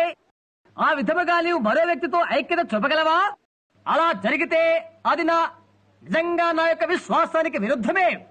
ఆ విధముగా దేవుడు ఇంకో దానికి తనకు తానుగా ఐక్యము కాగలడా? నియమముల ప్రకారమైన సంఘ శాఖ అయిన వేశ్య ఆయన అలాగూ చేయగల నీవు తలస్తున్నావా? ఆయనకి భక్తి గల వారు చెప్పుకొచ్చు దాని శక్తిని ఆశ్రయించిన వారు ఎన్నడూ అలాంటి దానితో ఏకము కాలేడు. ఆమె ఆయన యొక్క గుణ లక్షణాలను ఆమెలో కలిగి ఉండవలసి ఉన్నది. తిరిగి జన్మించిన సంఘము క్రీస్తు యొక్క గుణ లక్షణాలు కలిగి ఉండవలసినది. ఎందువల్లంటే భార్యాభర్తలు ఇరువురు ఒక్కటే. దేవునికి ప్రీతికరమనివే యేసు చేశాడు. ఆయన వాక్యమును గైకొన్నాడు. ఆయన వాక్యమును ప్రత్యక్ష పరిచాడు. ఆయన వధువు కూడా అదే గుణ లక్షణాలు కలిగి ఉండవలసి ఉన్నది. ఏ విధము చేతనైనా సరే అది సంఘ శాఖగా ఉండకూడదు. నీవు ఎంత కాదని చెప్పినా, నీవు ఇది చేయి లేక నీవు ఇది చేయకూడదు అని నడిపించే బోర్డు సభ్యుల ద్వారా అది స్వాధీనపరచబడుతున్నది. అనేక సార్లు దేవుని వాక్యానికి మిలియన్ల దూరంలో అది దూరమైపోతుంది. సంఘం ఇవ్వడానికి దేవుని చేత అప్పగించబడిన నిజ నాయకునికి దూరమైనది మనకు ఎంతో కీడుతో కూడిన విషయమై ఉంటున్నది. ఆయన ఎన్నడూ కూడా ప్రెసిడెంట్లను పంపలేదే. బిషప్పులను గాని, కార్డియన్లు గాని, పోపులు గాని అలాంటి వారిని ఆయన ఎన్నడూ కూడా పంపి ఉండలేదు. సంఘము నడిపించడానికి ఆయన పరిశుద్ధాత్మను పంపించాడు. పరిశుద్ధాత్మ వచ్చినప్పుడు ఆయన మిమ్మల్ని సర్వ సత్యంలోనికి నడిపించును. నేను చెప్పిన సంగతులు మీకు బోధించును, మీకు గుర్తు చేయును, సంభవింపు సంగతుల గురించి మీకు సాక్ష్యమిచ్చును. పరిశుద్ధాత్మ మాత్రమే ఆ కార్యములు చేయును. అయితే ఈ నవనాగరిక సంఘము అలాంటి దాన్ని తిరస్కరించినది. ఆయనంటే వారికి ఇష్టము లేదు. అది పెళ్లి కుమార్తె ఎలాగవుతుంది? నేటి ప్రజల నవనాగరిక సంఘ శాఖను ఎన్నిక చేసుకుంటున్నారు. దాని అర్థం అలాంటి వారు వాక్యమును గూర్చి ఎదుగుదల లేని వారిని రుజువవుతుంది. తత్ఫలితంగా మిమ్మల్ని బాధపరచాలని ఆ భావన కాదు, కానీ దాని యొక్క అంతర్భావాన్ని నీవు కనుగొనే వరకు నీ ఆలోచన సుదీర్ఘంగా ఉండాలనే ఆకాంక్ష. అనేక వివాహాలు చేశాను. అయితే క్రీస్తు ఆయన యొక్క పెళ్లి కుమార్తె యొక్క వివాహమే నాకు స్మరణకు వస్తుంది. కొంతకాలం క్రితం నేను ఇక్కడ ఒక పెళ్లి జరిగించాను. నేను జరిగించిన వివాహాలన్నింటిలో ఎంతో ఘనమైనది. అది చాలా కాలం క్రిందట నేను యవ్వన సేవకుడిగా ఉండి జరిగించిన పెళ్లి అది. నా సహోదరుడు WPAలో పనిచేస్తూ ఉండేవాడు. నా వయసులో ఉన్న మీలో కొందరికి అది ఇంకా గుర్తుందో లేదు. ప్రభుత్వ వారి నిర్మాణంలో ఉన్న ప్రాజెక్ట్ అది. నా సహోదరుడు 30 మైళ్ళు వెళ్లి అక్కడ పనిచేసుకుని వచ్చేవాడు. కొన్ని చెరువులు త్రవ్వుతుండేవారు. కన్జర్వేషన్ ప్రాజెక్టే అది. 100 మైళ్ళ దూరంలో ఉన్న ఇండియా పోలీసు నుండి ఒక యవనస్తుడు వచ్చి నా సోదరుడితో కలిసి పనిచేస్తుండేవాడు. ఒక రోజు నా సోదరుడితో అతను ఇలా అన్నాడు, బోధకునికి చాలంత డబ్బు నేను ఇవ్వగల స్థితిలో ఉన్నట్లయితే నేను పెళ్లి చేసుకునేవాడను. అతను చెప్పాడు, లైసెన్స్ పొందడానికి తగినంత డబ్బు నా దగ్గర ఉన్నది, అయితే బోధకునికి చెల్లించుకోవాల్సిన డబ్బు నా దగ్గర లేదు అని చెప్పాడు. డాక్టర్ అన్నాడు, మంచిదే, నా సోదరుడు ఒక బోధకుడు, అతను నీకు పెళ్లి చేయవచ్చు. ఇంకా చెప్పాడు, ప్రజల దగ్గర నుండి అతను ఎప్పుడూ అలాంటివి ఆశించడు. అతను అడిగాడు, ఆయన నాకు వివాహము చేస్తాడేమో అడుగుతావా? సరే. ఆ రాత్రి నా సోదరుడు నన్ను విచారించాడు. నేను ఇలా చెప్పాను, క్రితంలో ఆ అబ్బాయి లేక వారిరువుల్లో ఎవరికి కూడా పెళ్లి చేసుకోలేక వారైతే అన్ని నిమ్మలంగా జరిగిపోతవి, అతడే నీకన్నీ చెప్తాడు అని చెప్పాడు ఆయన. అలాగైతే రమ్మని చెప్పు అని నేను చెప్పాను. శనివారికల్లా అతను రానే వచ్చాడు. దీని యొక్క గతము గురించి తలంచుకు నాకు ఎప్పుడు కూడా గొప్పగా కనిపిస్తుంది. అది ఒక మధ్యాహ్న సమయం, చినుకులు పడుతున్నవి. ఒక పాత చావలెట్ కారు హెడ్లైట్ వేసుకుని మూటగట్టిన వైర్ ఒకటి తగిలించుకుని ఎదురుగా వస్తున్నది. నా భార్యను పోగొట్టుకున్న ప్రథమ దినాలవి. అప్పుడు జతగా ఉన్నటువంటి 2 గదుల్లో నేను నివసిస్తుండేవాడను. డాక్ కూడా నాతోనే ఉన్నాడు. వారి కోసం ఎదురు చూస్తున్నాం. ఆ కుర్రవాడు కారు దిగాడు. అతను చూడటానికి ఎవరికి కూడా పెళ్లి కొడుకులాగా కనిపించట్లేదు. అది నేను అలా తలంచాను. అయినప్పటికీ $1.5 పెట్టి అందమైన చెప్పుల చేత కొన్నాను. తను తొడుక్కునే చేత్తో దవుడు తీస్తూ వస్తున్నాడు. తొడుక్కునే ట్రౌజరు గోనె సంచుల మారిగా ఉన్నది. తాతకాలపు చుక్కల చొక్కా ధరించున్నాడు. మీలో కొంతమందికి పెద్దవాళ్లకు అది ఉంటుంది. కడగబడిన కుండల మారిగా, బట్టలు ఉడిగే కుండల మారిగా అది కనిపిస్తుంది. గీతలు గీతలుగా ఈ ఒక మూలకు కట్టుకున్నాడు. ఆ తర్వాత ఆ చిన్నమ్మాయి కారులో ఉండి ఇంకో ప్రక్క గుండా దిగి ఉన్నది. వస్త్రాలు ధరించింది ఆమె. వాటి పేరేదో నాకు తెలియదు. ఒకప్పుడు ఆ రకపు వస్త్రాలు జింగమని పిలిచినందుకు అది తప్పే అని తెలుసుకుంటున్నాను. మరలా అదే నేను పొరపాటు చెప్పాను. నేను చెప్పాను, తరచుగా అలా చేస్తుంటాను. కాలు నుండి దిగి మెట్ల మీదకు వారిద్దరు వచ్చారు. వారిద్దరు లోపల వస్తున్నప్పుడు నేను గమనించిన విషయం ఏంటంటే, ఒక స్వల్ప విషయం. ఆమె ధరించిందంతా ఒక లంగా మాత్రమే. తొడుక్కోవడానికి చెప్పులు కూడా లేవు. ఇండియా పోలీస్ సంబంధించిన ఎత్తుగా కనిపించడానికి ఒక తరహా వస్తువులు ఆమె వద్ద ఉన్నవి. అల్లని పొడవైన జడ వెనకాల వెళ్లాడుతుండగా చాచుడుకు ఆమె చూచడానికి ఆమె చాలా చిన్నదిగా కనిపిస్తుంది. పెళ్లి చేసుకునే వయసు నీకున్నదా అని అడిగాను. అవునండి అన్నదామె. రాతపూర్వకంగా అనుమతి మా అమ్మా నాన్న దగ్గర నుంచి తీసుకొచ్చానండి అన్నదా. మరలా కోర్టులో లైసెన్స్ కొరకు చూపించడానికి అది నా దగ్గరే ఉన్నదని అన్నది. మంచిది, ఈ వివాహ కార్యక్రమం జరిగించక ముందు కొన్ని విషయాలు నేను అడుగుతాను అని అన్నాను. వారిద్దరు కూర్చున్నారు. ఆ యువకుడు గది చుట్టూరా ఊరక చూస్తున్నాడు. తలా క్షవరము చేయించుకోలేదు. రూప వికృతంగా కనిపిస్తుంది. గది చుట్టూ కన్నార్పకుండా చూస్తూనే ఉన్నాడు. నా మాటలేవి అతనికి పట్టినట్టుగా లేవు. నేను అన్నాను, బాబు నేను చెప్పే మాటలు జాగ్రత్తగా ఆలకించు. నేను అడిగాను, నీవి స్త్రీని ప్రేమిస్తున్నావా అని. అవునండి నేను ప్రేమిస్తున్నాను అని జవాబిచ్చాడు. నేను అడిగాను, నీ పురుషుని ప్రేమిస్తున్నావా? అవునండి నేను ప్రేమిస్తున్నాను. నేను అడిగాను, వివాహమైన తర్వాత ఆమె నివాసము చేయటి కొరకు ఇల్లు ఉన్నదా? ఉన్నదండి అని అన్నాడు. మరలా నేను అడిగాను, మంచిది, నేను ఒక విషయం నేను అడుగుతాను. నీవిక్కడ WPAలో పనిచేస్తున్నావని విన్నాను.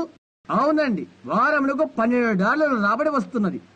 నేను అడిగాను, ఆమె యొక్క జీవనాధారమును నీవు చేకూర్చగలవని నమ్మకం ఉందా? నా ఛాయశక్తులా నేను చూస్తాను అని అన్నాడు. మంచిది, చాలా బాగుంది. సహోదరి, అతనికి ఉద్యోగం ఊడిపోతే లేక ఇంట్లో నిన్ను బయటికి వెళ్ళగొడితే నీవేం చేస్తావు? మీ అమ్మా బాబు దగ్గరికి పరిగెడతావా అని అడిగాను. ఆహా లేదండి, మా వారితోనే ఉంటాను అని అన్నదామె. నేను అతను అడిగాను, చూడయ్యా, నీకు 3 లేక 4 పిల్లలు కలిగి వారిని పోషించే ఆధారం నీకు లేకపోతే నువ్వేం చేస్తావు? ఇంట్లో ఉండి గంటి వేస్తావా? నేను చెమటోడ్చి శ్రమిస్తాను, వేరే మార్గం మేము ఏర్పాటు చేసుకుంటాం అని చెప్పాడు. నేను కొంతసేపు ఆలోచన చేశాను. అతడు ఆ అమ్మాయిని నిజంగా ప్రేమించడం గమనించాను. వారు ఒకరినొకరు ప్రేమించుకున్నారు. నేను వారికి వివాహము చేశాను. అతడు ఆమెను ఎక్కడికి తీసుకుని వెళ్తాడో అని ఆశ్చర్యపడ్డాను. కొన్ని రోజులైన తర్వాత నా సహోదరునితో, డాక్ వారు ఎక్కడ ఉంటున్నారు అని అడిగాను. ప్రస్తుతం మనకి సమీపంలో ఉన్న చిన్న పట్టణమైన న్యూ ఆల్బనీలో వారు ఉంటున్నారు అని చెప్పాడు. దానికి కొద్ది దూరంగానే తగరముదుర్గ ప్రాంతం. దానికి అదిచేరులో ఒక చిన్న అది కూడా కలదు. అది నేను లైన్ మీనగా అక్కడ పనిచేస్తున్నప్పుడు నాతో కూడా ఉన్నవారు అనగా మిగతా పనివారు అక్కడే కూర్చొని పక్కపక్కలు చెలోక్తులు చేస్తూ ఉండేవారు. నేనైతే ఆ నదీ తీరానికి వెళ్లి ఆ బండిలోకి వెళ్లి ప్రార్థిస్తూ బైబిల్ చదువుకునేవాడను. పాత డబ్బా కార్ల కుప్పల దగ్గర పాత డబ్బా కార్లు అక్కడ ఉన్నవి. ఇతనైతే అక్కడికి వెళ్లి ఆ డబ్బా కార్లు ఒకటి తీసుకుని దాన్ని తలుపుగా తయారు చేసుకున్నాడు. మరలా వార్తాపత్రికలు ట్యాకీబర్స్ తీసుకొని, ట్యాకీబర్స్ అంటే ఎంతమందికి మీలో తెలుసు? అయితే క్యాంటికల్లో లేరు. చిన్న కార్డు బోర్డు ముక్క ఒకటి తీసుకొని చిన్న రెమ్మను గట్టిగా అతికించి లోపలికి నెట్టడం, దానిని టేకీ బటన్స్ అంటాం. కాబట్టి వారు అక్కడ స్థావరం ఏర్పరచుకున్నారు. అక్కడెక్కడ ఇనుబోళ్లకు వెళుతూ బ్రతుకుతెరువు ఏర్పాటు చేసుకున్నాడు. పాత బిడ్డను కూడా తెచ్చుకొని భోజన బలని కూడా ఏర్పాటు చేసుకున్నాడు. ఓహియో నదీ ప్రాంతపు ధనికుల్లో ఇవి నైట్స్ ఒకరు. అతని గొప్ప గొప్ప ఫ్యాక్టరీలు నడిపిస్తున్నాడు. ఇంకా ఇంటి సామాను తయారు చేసే ఫ్యాక్టరీ కూడా అతనికి ఉన్నది. స్లైడర్ అయితే ఇసుక గ్రావెల్ కంపెనీ యజమాని. కోటీశ్వర్ల బిడ్డల వారు. వారి పెళ్లి నేను చేశాను. నేను ఒక స్థలానికి వెళితిని. 2 వారాలు అక్కడ కార్యక్రమం సిద్ధపాటు చేసేదని దిండు సాయం చేత లోపలికి వెళ్లగల చిన్న పాకలోకి వెళితిని. నేనెన్నడూ వైభవ సంబరాలు చూశాను. నేను ఎరుగని వైభవ సంబరాలు నేను చూశాను. దేనికంటే ఆ 2 వర్గముల దంపతులకు వివాహము చేయుటకు. అయితే వారు బయటికి వచ్చిన తర్వాత వారంతా ఎలాగున్నారు? ఈ మరో జంట. మేము ఒకప్పుడు నివాసమున్న ఆ చిన్న గది మడత మంచం ఉన్నదో అతట్నే వారు నివాసము ఏర్పాటు చేసుకున్నారు. అయితే ఆ 2 వర్గాల నూతన దంపతులకు ఒకే విధమైన వివాహము చేయబడింది. ఒకనొక రోజు ఈ సంపన్న కుటుంబీకులను చూసి రావాలని నాకు తలంపు కలిగింది. వారైతే పని చేసుకునే అవసరం లేదు. వారి యొక్క తల్లిదండ్రులు కోటీశ్వరులు. వారి యొక్క బిడ్డలకై అందమైన భవనాలు నిర్మాణము చేశారు. వాస్తవంగా ఈవి నైట్స్ కొండ శిఖరాంతర ఇల్లు నిర్మాణం చేసుకున్నాడు. అతని పెద్ద భవంతి తలుపు గడియలు 14 క్యారెట్ల బంగారు పొందికలు. అందుచేత అతని ఇల్లు ఎంత పెద్దదో మీరు ఊహించవచ్చు. వారు పని చేసుకునే అవసరం లేదు. ప్రతి సంవత్సరము కూడా ఒక కొత్త క్యాడిలక్ కారు బహుకరించబడుతుంది. తల్లిదండ్రులకు ఏకైక సంతానం. వారికి లోటనేదే తెలియదు. ఒక దినమున అదే దారి నేను వెళ్తున్నాను. నాకే విధంగా వారు పరిచయమని అంటే, వారి స్నేహితుల్లో ఒకరు నాకు అత్యంత ప్రియమిత్రుడు. మేమిద్దరము కూడా బాల్య స్నేహితులము. అలాంటి పరిచయంతో వారి వివాహాన్ని నేను చేశాను. అలాగా వారిని దర్శించడానికి నేను వెళ్ళాను. నా పాత ఫోర్డ్ కారు ఇంటి బయటనే ఉంచి నడుచుకుంటూ మెట్ల దగ్గరికి వెళ్ళాను. చాలా సమీపంగా నేను వెళ్ళినప్పటికీ వారి యొక్క శబ్దం వినబడుతుంది. వారు గడాబిడా మాట్లాడుకుంటున్నారు. ఒకరినొకరు ద్వేషించుకుంటున్నారు. ఒక డాన్స్ కి వారు వెళ్ళొచ్చారు. ఆమె చాలా అందమైన బాలిక. ఈ అందాల రాణుల్లో ఆమె కూడా ఒకరే. అందాల రాణిగా పరిగణించబడినందున ఎన్నో బహుమతులు, కొన్ని కార్లు సంపాదించినది. నేను వారి వైపు చూశాను. చెరువు ఒక మూల కూర్చున్న ఉన్నారు. ఆమెతో కలిసి నాట్యం చేసిన అబ్బాయి కూర్చో, లేక అమ్మాయిని కూర్చో, లేక ఇంకొకరు కూర్చో తగాదలాడుకుంటున్నారు. నేను పైకి వెళ్ళలోగా వారితో ఒక్కసారిగా ఎగిరిపడి నేలపైన వేగనంగా ఒకరినొకరు లాక్కొని ఒకరినొకరు పట్టుకొని ద్వారం వైపు నడుస్తూ వస్తున్నారు. ఇలాగన్నారు, ఎవరెక్కడ? హలో సౌర్ బ్రహ్యాం, బాగున్నారా? నేనన్నాను, బాగున్నాను. మీరంతా బాగున్నారా? అతను అన్నాడు, ఓ మేము చాలా సంతోషంగా ఉన్నాం కదా ప్రియా? ఆమె అన్నది, అవును ప్రియా. చూడండి, యథార్థత కానిదేదో దానిని నీవు ధరిస్తున్నావు. పోతపూచిన అగ్ని వల్ల నీకు వెత్త కలగదు సుమా. ఈ రోజుల్లో కొన్ని సంఘాలు 2000 సంవత్సరం నాటి పెంతెకోస్తును ఏదో రంగుల పూతగా పూసినట్లుగా ప్రయత్నిస్తున్నట్టుగా పూతపూచిన అగ్ని చేత నీకు వేడి కలగదు. పెంతెకోస్తునిగా ఆ దినాన ఎలాగున్నదో ఈ దినానికి కూడా ఆ విధముగానే నిజమైన రుజువై ఉన్నది. చూశారా? ఆ అగ్ని ఇంకా నువ్వు పడుతూనే ఉన్నది. పూత పూసిన అగ్ని కాదు అది, ఇది వాస్తవమైన అగ్ని. కాబట్టి అసత్నే వారు ఉన్నారు. వారి స్థితి అటువంటిది. ఆ విధంగా నేను జీవించాలని అపేక్షించను. సరే, ఆ నదీ తీరాన్ని ఒక కొండ శిఖరం ఉన్నది, మీకు తెలుసా? అక్కడే ఈ మరో జంట తమ స్థావరం ఏర్పరచుకున్నారు. ఒక శనివారం మధ్యాహ్నం వేళ నేను అక్కడికి వెళ్లి వారు ఎలాగ ఉన్నారో చూద్దామని తలంచాను. నా ముఖమంతా దుమ్ము కొట్టుకున్నది. నా వస్తువులన్నీ మురికైపోయినవి. జారిపడుతున్నామనే భయం అనుకుంటున్నాను. ఇన్సులేటర్ పై కనిపెడుతున్నప్పుడు ఎలక్ట్రికల్ టేబుల్ ఎలా ఏదో ఇంకొకటి పగిలి ఎలాగుంటుందో అలాగే ఆ నదీ తీరాన ఆ టెలిఫోన్ తీగలు అలాగే ఉంటావో చావాలేటి ఎదురుగా ఉండడం కనిపిస్తుంది. సంవత్సర క్రితమే వారి పెళ్లి చేశాను. ఎదురుగా ఒక తలుపు తెరుచుకుని ఉన్నది. వారి మాటలు నాకు వినబడుతున్నవి. ఈశ్వరం మరో విధంగా విషధారగా వినిపిస్తున్నది. ఇంకా కొద్దిగా దగ్గరికి సమీపించాను. వారేమి చెప్పుకుంటున్నారో నేనేమో తెలుసుకోవాలని అతను నిలబడ్డాను. నేనేమి తెలుసుకుందామని నిలబడ్డాను. నేనేం మాట్లాడుతున్నానో దాన్ని తెలుసుకోవాలని నేను ఆశిస్తున్నాను. దేవుని యొక్క వాక్యమును గురించి నేను ఇలా చేస్తాను. లేక ఇది నిజమేనా? ఆయన వాక్యమును ఆయన నిలబెట్టుకుంటాడా? ఆయన వాక్యమును ఆయన నిలబెట్టుకున్నా? ఆయన మాటను ఆయన నిలబెట్టుకున్నట్లయితే అది దేవుడు కాదు. చూడు, ఆయన వాక్యమును ఆయన నిలబెట్టుకున్నట్లయితే అప్పుడు ఆయన దేవుడే కదా. ఆ విధంగా వారు ఎలాగున్నారో చూడాలని అనుకున్నాను. నేను చాలా సులభంగా ప్రక్కకు పడిపోగలనేమో కూడా. అతను ఇలాగే చెప్పడం నేను విన్నాను. సరే హనీ, అటువంటిది నేను నీకు ఇవ్వడం బాగాలేదే. ఆమె చెప్తుంది, చూడు ముద్దుల బంగారమా, ఇలా అంటున్నది, ఈ బట్టలు సరిపోతాయి కదా. ఆమె ఎలా అంటుంది, ఇంకా ఎందుకు, ఇది చాలా బాగుంది, నేను దాన్ని ఇష్టపడుతున్నాను, మీరైతే అని చెప్తుంది. నేను అటే తిరిగాను. తలుపు నెట్టే దగ్గర చిన్న రంధ్రం ఉంటే దానిలో కూడా చూసిన కొరకై నేను అటువైపు తిరిగాను. లోపల అతను కూర్చొని ఉన్నాడు. అతని వడిలో ఆమె ఉన్నది. అతని చేతుల పైన ఆమె చేతుల పైన అతను. వంకరగా ఉండే ఒక టోపీ ఒకటి అతనికి ఉన్నది. దానికి ఒక చిన్న రంధ్రం, అదంతా పైన నలిగున్నది. దానిలో అతని జీతం బిల్లు పెట్టబడి కనిపిస్తుంది. దానిని అతను బల్ల మీదనే పెట్టుంచాడు. అతను ఇలా అంటున్నాడు, ఇంట్లో సరుకులకింత, ఇన్సూరెన్స్ కింత, కారు ఖర్చింత, వారి అవసరాలన్నీ కూడా సరిపోవడం లేదు. వస్త్రాలను చూస్తున్నాడు, అది $1 ఖరీదవుతుంది, అది కొనాలని అతను అంటున్నాడు. అతను అన్నాడు, సరే హనీ, దానిలో నుండి చాలా అందంగా నువ్వు కనిపిస్తున్నావు. ఆమె అంటుంది, అయితే హనీ, నాకు ఒక జత బట్టలు ఉన్నవి, నిజంగా అవి నాకు అవసరం లేదు. చూడు, ఆ చిన్న రాణిని నేను వెనుకకు చూశాను. ఇంకో ఇంటిలోని ఆ పైభాగాన్ని చూడగలిగాను. నిలబడి కొన్ని నిమిషాలు అలాగే చూశాను. నేను అనుకున్నాను, ఎవరు ఐశ్వర్యవంతుడు బెల్బ్రెన్హామ్, ఏ స్థలానికి వెళ్ళాలని అపేక్షిస్తున్నావు? నీవెక్కడికి వెళ్ళదవు? నాకైతే కొండ శిఖరాన ఆడంబరమైన ఆ వస్తువు నాకు వద్దు. అయితే నిజమైన గృహ నిర్వాహకమైన గుణగణముల గల స్థానమే నాకు కావాలి. నన్ను ప్రేమించి నాతో ఉండేవారే నాకు కావాలి. శృంగార ఆడంబరాలకు ప్రతి దానికి నెత్తులు మడుగులు కాకుండా నీకు తోడు ఒకరు ఉండాలి. ఆమె నీ అర్ధాంగి. అది ఎలాగ సాధ్యమా? అది నన్ను నిత్యము గుచ్చుతుంది. ఒకడు అందమైన అమ్మాయి ఎన్నుకుంటాడు, ఇంకొకడు గుణగణాలు కోరుకుంటాడు. నీవు కోరుకునే మార్గం అదే. ప్రథమంగా యోగ్య గుణాలు చూడు, ఆ తర్వాత ఆమెను ప్రేమిస్తే మంచిది. గమనించు, దేవుని యొక్క మొదటి ఆదాము తన భార్య కొరకు ఎటువంటి ఎన్నికలు ఏర్పాటు చేసుకోలేదు. అతనికి ఎన్నుకునే తరుణము అతనికి లేదు. దేవుడు అతన్ని ఒకటిగానే చేశాడు. ఆమెను అతను ఎన్నుకోలేదు. కాబట్టి ఆమె అతను దేవుని మాటకు దూరస్తునిగా చేసినట్లుగా మనము గమనిస్తున్నాం. దాని గురించి అతను ప్రార్థన చేయలేదు. అతడు నీ వంటి లేక నా వంటి వాడు కాడు. అతను ఎన్నిక చేసుకోలేదు.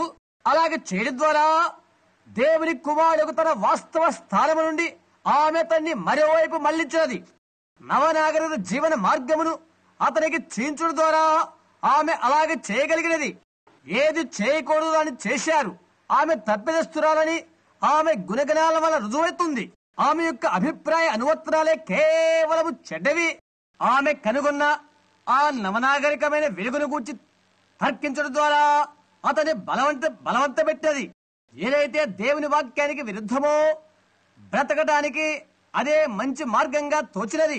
నేటి దినాల్లో మీలో ఎంతమంది స్త్రీలు పురుషులు ఇలాంటి బోధన చేస్తూ దేవుని దగ్గర నుంచి దూరం చేస్తున్నారు? ఇలాంటి బోధన చేస్తూ దేవునికి దూరం చేస్తున్నారు. మీరు పెంతికోస్తు బోధకులారా, ఓ అదే పాత పద్ధతి, ఏదో పాత పొంగు మీరు నమ్మవద్దు అని అంటారు వారు. ఆ అమ్మాయిని పెళ్లి చేసుకోక ముందు నీవు బలంగా ప్రార్థించవలసినది. ఆమె ఎంత అందమైన అమ్మాయి కావచ్చు. అదే పురుషుని విషయం కూడా దేవుని చిత్తమునకు ప్రతికూలమైన దానికై ఆమె అతన్ని బలవంతం చేసింది. అతని చేయకూడదు ఏదో అతని చేయుటకు దోహదకారణైనది. తత్ఫలితంగా మానవాళికంతా మరణము సంప్రాప్తమైనది. ఆ కారణము చేతనే స్త్రీ బోధించరాదని, ప్రసంగించరాదని, దేవుని వాక్యమును ఏ విధముగాను ప్రకటించరాదని బైబిలు ఆమెను నిషేధించినది. దేవుడు నన్ను బోధించుటకు పిలిచాడు అని మీలో చాలా మంది చెప్పడం నాకు తెలుసు. నేను మీతో తర్కంలోకి రావడం లేదు. మీరు అది చేయకూడదు అని వాక్యము చెప్పినదని నేను మీకు చెప్తున్నాను. ఆమె మౌనంగా ఉండవలసినదే కాని ఉపదేశించుటకైనను పురుషుని మీద అధికారము చేయడికైనను లేదు. మంచిదే, దేవుడు నన్ను చేయమన్నాడు అని నీవు చెప్పొచ్చు. దాని విషయం నాకే అభ్యంతరం లేదు. నిన్న రాత్రి బిలామును కూర్చున్న వర్తమానం మీరు విన్నారా? బిలాము ఆరంభంలోనే దేవుడు తీర్మానాన్ని కత్తిరించి వేశాడు. అది నీవు చేయవద్దు అనేదాన్ని. చిట్ట చివరికి దేవుడు వెళ్లి చేయమనే వరకు అతడు బుద్ధిహీనతతోనే సంధించెను. నీవు బోధించుటకు దేవుడు అంగీకరించవచ్చు. ఆయన చెప్పలేదని చెప్పట్లేదు. అయితే ఆయన ఆరంభ వాక్య ప్రకారంగా, నమూనా ప్రకారంగా అది కాదు. ధర్మశాస్త్రం చెప్పినట్లుగా కూడా ఆమె విధేయత చూపవలసి ఉన్నది. అది సత్యం. అందువలన అది ఆమె చేయకూడని పని. మళ్ళా ఇప్పుడు గమనించండి, ప్రకృతి సంబంధమైన వధువు ఆత్మ సంబంధమైన వధువుకు ఎట్లు సరిపోలికైందో చూద్దాం. వాక్యం చెప్తుంది, పురుషుని కొరకు ఆమె చేయబడిను, అయితే పురుషుడు స్త్రీ కొరకు చేయబడలేదు. అది ఎందుకో కొన్ని నిమిషాల్లో క్రీస్తు యొక్క వధువును గురించి మాట్లాడబోతున్నాను. అయితే దాని యొక్క గత స్థితిగతుల గురించి మీకు చూపించబోతున్నాను. స్త్రీ పురుషుని కొరకే చేయబడిను, పురుషుడు స్త్రీ కొరకు కాదు. ఆ కారణము చేతనే పూర్వకాల చట్టరీత్యా అనేక మంది భార్యలను చేసుకోవడం అనేది చట్టబద్ధమైనది. 500 మంది భార్యలు గల దావీదును గమనించు. 500 మంది భార్యలు కలిగి ఉన్న అతడు దేవుని చిత్తానుసారైన మనస్సు కలవడిన బైబిల్ చెప్తుంది. సొలొమోను అయితే 1000 మంది, స్త్రీలకైతే ఇంకో భర్త లేడు. మీరు వివాహము విడాకులు అన్న టేపును త్వరలో తీసుకుంటారు. ఇక్కడికి సమీపంలో ఉన్న టూసినపట్నంలోని కొండకు వెళ్లి నేను దాని విషయంలో ప్రార్థించుచుని, అక్కడ వారు స్కూలు వదిలి ఆ కొండ చుట్టూ ఆవరించిన అగ్నిస్తంభాన్ని వీక్షించని గొట్టం నలుమూలలా పర్యవేక్షణ చేశారు. ఇక్కడ వాళ్ళు అనేకుల మందికి అది తెలుసు. అక్కడ అది చూశారు. వివాహము విడాకుల యొక్క ప్రశ్నలను ఆయన నాకు బోధించాడు. ఒక కోణం వైపున ఇలా వెళ్తుంటే మరొక వైపున ఇంకా అలా ప్రయాణం చేస్తుంటే ఏదో ఒక చోట సత్యం ఉంటుంది. ఆ 7 ముద్రల తర్వాత దాన్ని కూర్చొని సత్యమేదో ఆయన తెలియజేశాడు. అయితే ఇప్పుడు గమనించండి, ఆమె ఒకే ఒక భర్తను కలిగి ఉండును. ఎందుకొరకంటే స్త్రీ పురుషుని కోసం నిర్మాణమైంది, కానీ పురుషుడు స్త్రీ కోసము కాదు. ఆ 500 మంది స్త్రీలు దావీదుకు భార్యలే. అది ఒక పోలిక. 1000 ఏళ్ల పరిపాలనలో క్రీస్తు సింహాసనం మీద ఆసీనుడై ఉన్నప్పుడు ఆయన యొక్క వధువు ఒక వ్యక్తి కాదు, అది పెళ్లి కుమార్తె. అందరూ ఒక్కరే. వ్యక్తిగతంగా దావీదుకు అనేక మంది భార్యలు ఉన్నారు, అయితే వారందరూ కలిసి ఆయన భార్యలే. అలాగే విశ్వాసుల సమూహం అంతా ఆయన యొక్క పెళ్లి కుమార్తె అయి ఉన్నారు. ఎందుచేతనంటే అది స్త్రీ అయి ఉన్నది, ఆయన పురుషుడై ఉన్నాడు. క్రీస్తు కొరకు నిర్మాణమైన ఉన్నాం, క్రీస్తు మన కొరకు చేయబడలేదు. అదే నేటి దినాన మన పాఠ్య పుస్తకాలుగా తయారు చేస్తున్నాము. క్రీస్తు అయిన వాక్యమును మన కోసము సరిపోల్చుకుంటున్నాము. దేవుని వాక్యమునకు మనము సరిపోల్చుకోవటం కాదు. అదే వ్యత్యాసం ఏంటున్నది. ఒక కుటుంబంలో నుండి ఒకడు ఒక అమ్మాయిని ఎన్నిక చేసుకున్నట్లయితే అతను ఆమె యొక్క అంద చందాల మీద ఆధారపడకూడదు. అందం మోసకరం. నవనాగరిక ప్రపంచ సౌందర్యం అపవాది సంబంధమైనది. ఒక చోట ఒక వ్యక్తి ఇలా చెప్పడం నేను విన్నాను, బోధకుడా నీవిక్కడ జాగ్రత్తగా ఉండాలి. ఈ భూమిపైన అందమైనదిగా పిలువబడే ప్రతిదీ నిస్సందేహంగా దయ్యమునకు సంబంధించినదే. నేను దాన్ని రుజువు చేస్తాను. ఈ మాట యొక్క నిజ రుజువు కోసము, అది నిజమైనది కానున్నది తెలుసుకోవడం కోసము దేవుని పరిశుద్ధ వాక్యాన్ని పరిశోధిస్తాం. చాలా అందంగా కనిపించాలనుకునే స్త్రీలు మీరు ఉన్నట్లయితే అది ఎక్కడి నుంచి వచ్చిందో చూడండి. ఆదిలో సాతాను దేవదూతలను మోసగించే వరకు అతడు అతి సౌందర్యవంతుడిగా ఉండెను. దేవదూతలందరిలో అతడు అందమైన వాడు కనుక అది దయ్యమునకు సంబంధితమని రుజువు అవుతుంది. సామెతల్లో సొలొమోను లాగా చెప్తున్నాడు, అందం వ్యర్థమని. నిజమే, పాపము అందమైనది, అది వాస్తవమే, అది ఆకర్షణమైనది కూడా. ఇక్కడ నేను ఒక విషయం మీకు తెలియజేస్తున్నాను, మరికొద్ది నిమిషాల్లో మీ గమనంలోకి తీసుకొస్తాను. ప్రపంచంలో ఉన్నట్టు పక్షులన్నీ జంతువులన్నింటిలో కూడా మానవ జంతు జీవితాలు చూస్తే మగదే అందంగా ఉంటుంది ఆడదానికంటే. ఎందువలన? దుప్పి చూడండి, అందమైన కొమ్ములు కలిగిన మగ దుప్పి, కురుచైన ఆడదుంక. కోడిని చూడండి, చిన్న చిన్న మచ్చల గల కోడిపెట్ట, ఎత్తైన శిరోజాలు కలిగిన కోడి పుంజు. ప్రత్యేకత ఏమీ లేదు. ఆడజాతిలో ఒక స్త్రీ తప్ప మరే ఇతర పక్షి గాని పశువు గాని అవినీతి జీవితము కలిగి ఉండదు. నీవొక కుక్కని పిలువు, ఆడుకక్కను, నీవొక పందిని పిలువు, ఆడు పందిని. నీతి నిజాయితీలో చూసినట్లయితే ఇక్కడున్న సగం మంది తాళ కంటే ఆ జంతువులే చాలా నీతిగా ఉంటాయి. అవి నీతి తప్ప మరొకటి ఎరగవు. మరొక మార్గానికి మళ్ళీ మనస్తత్వం గలది ఒక్క స్త్రీ మాత్రమే. అది యథార్థం. చూడండి, ఆమె పొందడానికి అందం ఎక్కడది? ఆ కారణము చేతనే నేటి దినాల్లో స్త్రీలు అందాన్ని అభివృద్ధి చేసుకోవటం చూస్తున్నాము. పెరల్ బ్రైన్ తీసుకోండి. అమెరికా దేశం అందగత్తెని ప్రఖ్యాతిగాంచిన ఆమె ఫోటో మీరు ఎప్పుడైనా చూసారా? ఏ పాఠశాలలో ఉండి ఉత్పన్నమైన పిల్ల కాదు ఆమె. ఆఖరి పంక్తిలో ఆశీర్వాద ఆవిడ. ఆమె అలాగే పెరిగిందని మీకు తెలుసా? అది అలాగే ఉంటుందని బైబిల్ తెలియజేస్తుందని తెలుసా? ఆదిలో స్త్రీయే పతనానికి కారణమని మీకు తెలుసా? లోక సమాప్తి కూడా అలాగే తుడిచిపెట్టబడుతుంది. స్త్రీ అధికారంలోకి వస్తున్నది, పురుషుడి పాలన చేయబోతున్నది. లేఖనమాలకు జరుగునని చెప్తుంది మీకు తెలుసా? పురుషుడి వస్త్రాలు ధరించి కత్తిరింపు వెంట్రుకలు పెట్టుకున్నది నేడు దినాల్లో ఉంటారు స్త్రీలు. అన్ని కూడా దేవుని వాక్యానికి విరోధమే. స్త్రీ సంగమునకు పోలికని మీకు తెలుసా? స్త్రీలు ఏమి చేస్తున్నారో గమనించు, అలాగే సంఘం ఏమి చేస్తుందో గమనించు. అది ఖచ్చితంగా నిజమైన సంగతే. ఇప్పుడు దేవుని యొక్క వాక్యం ఎంత సత్యమో అంతటి సత్యమది. స్త్రీల వలె నీచ ప్రవర్తనకు సమ్మతించే మరి ఏ ఆడజాతిని కనుగొనలేము. అయినప్పటికీ దాని నుండి సగభాగమైనది. ఆమె సృష్టి ఆరంభములో అలా లేదు. ఆరంభ సృష్టిలో అన్ని ఆడజాతులు ఉన్నవి. అయితే మానవ సృష్టిలో దేవుడు ఒక్క పురుషుడు మాత్రమే చేశాడు. ఆయన అతనిలో ఉండి స్త్రీని ప్రత్యుత్పత్తిగా చేశాడు. ఎందుచేతనగా దేవుడు ఆ విషయాన్ని ఏర్పాటు చేయలేదు. లేఖనాన్ని పరిశోధించు, అది ఖచ్చితంగా యథార్థమే. కాదండి, దేవుడు ఆయన ప్రారంభ సృష్టి మానవులో ఆమె అచ్చట పెట్టబడి ఉండెను. అయితే ఆమెగా నిర్మాణమైనట్లయితే పురుషుడికి అది ఎంత ఘనత పొందిడునో. ఆమె పరీక్షించబడినది. మరణము ఆమె ద్వారానే వచ్చను. మరణవంతునికి అపరాధి ఆమెయే. అయితే దేవుడు మరలి పోయిన జీవం పొందుల కొరకై మరలా ఒక్కడి వినియోగించుకొనెను. విధేయులైన ఒక్క స్త్రీ ద్వారా ఆయన కుమారి జన్మింపజేసెను. అయితే ఒక చెడ్డ వ్యక్తి అక్కడ కనిపిస్తుంది.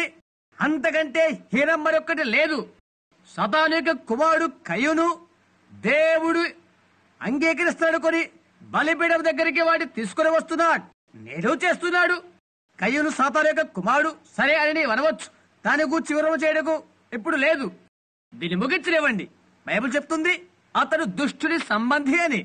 అది పూర్తయినది, అంతే. అతడు సాతాను కుమారుడు. బలిపీఠం దగ్గర తీసుకురావడం, ఆరాధనకై దాన్ని అందంగా అలంకరించడం, అదే దేవుని ప్రీతిపరచదే అని తలంచాడు. నేటి దినాల్లో ఏమని తలస్తున్నారో అదే అతడు తలంచాడు. ఎంతటి నిజమది. మేం పెద్ద బిల్డింగులు కట్టాము, మాకు చాలా చాలా సంఘశాఖలు ఉన్నవి. మేము పెద్ద పెద్ద బిల్డింగులు కడతాము, అందమైన అలంకరణలు బట్టలు ధరించేవారు మాకున్నారు. కొన్నిసార్లు దానికి దేవుడు 10 లక్షల మైళ్ళ దూరములో ఉంటాడు. ఇది నిజం. అయినప్పటికీ అది సంఘము కూడా. ఆరాధన, అర్పణ, విధేయత మొదలగు వాడిని దేవుడు ఘనపరచట్లయితే కయ్యూను కూడా హెబెల వలె నీతిమంతుడుగా ఉండేవాడు. అయితే హెబెల ప్రత్యక్ష ద్వారా తన తల్లిదండ్రులు తినే యాపిల్ పండ్లు అర్పణ అయినది కాదని గ్రహించాడు. దైవ సేవకుడికి అంత మంచిగా అనిపించిన విషయాన్ని మీకు చెప్పబోతున్నాను. అయితే ఏ విధంగా అయినా నేను చెప్తాను. ఒకప్పుడు ఇక్కడ కొందరు ఎగతాళి చేస్తూ మాట్లాడుకుంటున్న వాటిని నేను విన్నాను. అది నా భావన కాదు.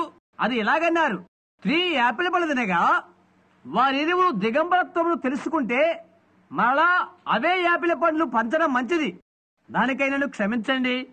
అయితే అది మార్పు చెందునుగాక. స్త్రీల గురించి మాట్లాడుట, ఇంకా కొన్ని తెలియజేయుట నేను మిమ్మల్ని కొందరు బాధ కలుగు చేశాను. రానున్న పాఠాన్ని తెలుసుకుంటూ కొరకై మీకు కొంత సడలింపునిస్తాను. గమనించండి, ఆమె తిన్నది యాపిల్ పళ్ళు కాదని మనకు తెలుసు. నేటి దినాల్లో సంఘాలు కూడా మానవ కల్పన కార్యక్రమాల వలె తన యొక్క శాస్త్రోక్తమైపోయినది. ఆకర్షణీయమైన బొమ్మలతోనూ ఎత్తైన గోపురముతోనూ సంఘాన్ని శాశ్వతంగా తయారు చేయబోతున్నారు. ఆ బండి యొక్క చాలలోనే పెంతెకోస్తు పయనం చేయడం ఎంతో హేయము. నీ చుట్టూ ఉన్న దేవుని ఆత్మతో నీ దగ్గర ఉన్న కంజరుడు ఒక మూల పడవేయటం నీకు మంచిది. ఎందుకంటే నీవు సంఘశాఖగా నిర్మాణమయ్యావు కనుక నీవు ఇతరులతో సరితూక తలుస్తున్నావు. సంఘాలన్నీ శాస్త్రోక్తములు కావాలనే ప్రయత్నం చేస్తున్నవి. గుర్తించు, సైన్స్ తో మానవుడు సాగిపోవుకొలది దినదినము తన్ను తాను చంపుకొలుచున్నాడు అన్నమాట. తుపాకీ మందును అతనికి కనుగొన్నాడు. ఏమి జరిగిందో చూడు. ఆటోమొబైల్ కనిపెట్టినప్పుడు తుపాకీ మందు చంపిన వాళ్ళ కంటే ఎంతో అధికంగా అది చంపివేసింది. ఇప్పుడైతే తనకు తానుగా హైడ్రోజన్ బాంబు తయారు చేసుకున్నాడు. దానితో అతను ఏమి చేయబోతున్నాడో అది విచిత్రంగా ఉంది. అవును, అలాగే సంఘము కూడా మానవ కల్పిత పద్ధతుల ద్వారా, శాస్త్రముల ద్వారా సమస్తాధిపత్యమును వహించబోతుంది. దాని యొక్క ప్రారంభ స్థలము కంటే ఇంకా మరణములకు చేరవుకొని దేవునికి దూరస్తునిగా నిన్ను చేస్తుంది. అది వాస్తవమే. నీ భార్యను నువ్వు ఎన్నుకున్న రీతిగా సంఘమును ఎన్నుకోకు. చూడు, సైన్స్ ఆమెను అద్భుతంగా తయారు చేస్తుంది. అలాంటప్పుడు నీవు సంఘానికి చాలా దూరం అవడం చాలా మేలు. అతడు పెయింట్లు, పౌడర్లు ఇంకా ఇవన్నీ చేశాడు. ఆయన వాక్యం యొక్క గుణలక్షణాలు కొనుకో. మనం ఇప్పుడు ప్రకృతి సంబంధమైన పెళ్లి కుమార్తెకును నేటి దినాల్లో పెళ్లి కుమార్తె అయిన సంఘముగా పిలువబడుతున్న సంఘమునకు ఉన్నటువంటి పోలికలు గమనిద్దాం. పెళ్లి కాబోతున్న ఒక స్త్రీని పోల్చి చూస్తే సైన్స్ ఆమెకు ఏమేమి చేసిందో చూడు. మొదటిగా ఆమె ముక్కలు ముక్కలుగా నరికిన వెంట్రుకల శోభతో కనిపిస్తున్నది. జాక్లెన్ కెనడీ హైడోస్ లాగా. అలాగా బైబిల్ ఏమి చెప్తుందో మీకు తెలుసా? అతను చేయాలనుకుంటే మరోలాగా బైబిల్ అతనికి నిస్సందేహంగా చెప్పింది ఏంటంటే ఆమె అలాగ చేస్తే ఆమెకు విడాకులు ఇవ్వమంటున్నది. ఆమె తన తల వెంట్రుకలు క్షవరము చేసుకుంటే పురుషునికి ఆమె గణహీనపరుచుందన్నమాట. బైబిల్ అలాగే చెప్తుంది. వాస్తవమే. తెలియదా? ఓ, కాలిఫోర్నియాలో నేనెంతగానో దాని గురించి ప్రకటించినాను. ఆయనను తెలియదు. అది వాస్తవమే. అలాగా దానివల్ల దానికి ప్రయోజనం ఏంటి? ఎలాగైనా వారు అదే చేస్తున్నారు. పందిని తీసుకొని గొర్రె పిల్లగా నీవు చేయలేవు. గమనించు. దీని తర్వాత నీవు నన్ను ద్వేషించబోతున్నావు. అయితే నీవు సత్యాన్ని తెలుసుకోబోతున్నావు. దాన్ని పోల్చి చూద్దాం. ఇక్కడ ఈమె దేహమంతా రంగు పూసుకొని వస్తుంది. ఏది చేయకూడదని చేస్తుంది. నవనాగరిక పెళ్లి కుమార్తె చేసే పని ఇది. ముఖాన్ని కడిగివేయి, చూచి పారిపోతా. ఆమె తగిలించుకున్న చెత్తంతా తీసివేస్తే చచ్చిపోయేంత భయం నీకు కలుగుతుంది. అలాగే సంఘం కూడా సంపూర్ణంగా థియాలజికల్ మ్యాక్స్ ఫ్యాక్టరీ పూత కలిగి ఉంటుంది. రెండు కూడా అందమనిపించే అబద్ధము ముఖాలు కలిగి ఉన్నవి. మనుషుడు తయారు చేసే సౌందర్యం దేవుడు చేసే సౌందర్యం కాదది. రెండు కూడా గుణగణములు లేని నిలయాలై ఉన్నవి. గమనించు. సాతాను మారిగా మోసం చేయని కొరకై నవీన పెళ్లి కుమార్తె ఆమెతో పోల్చి చూడు.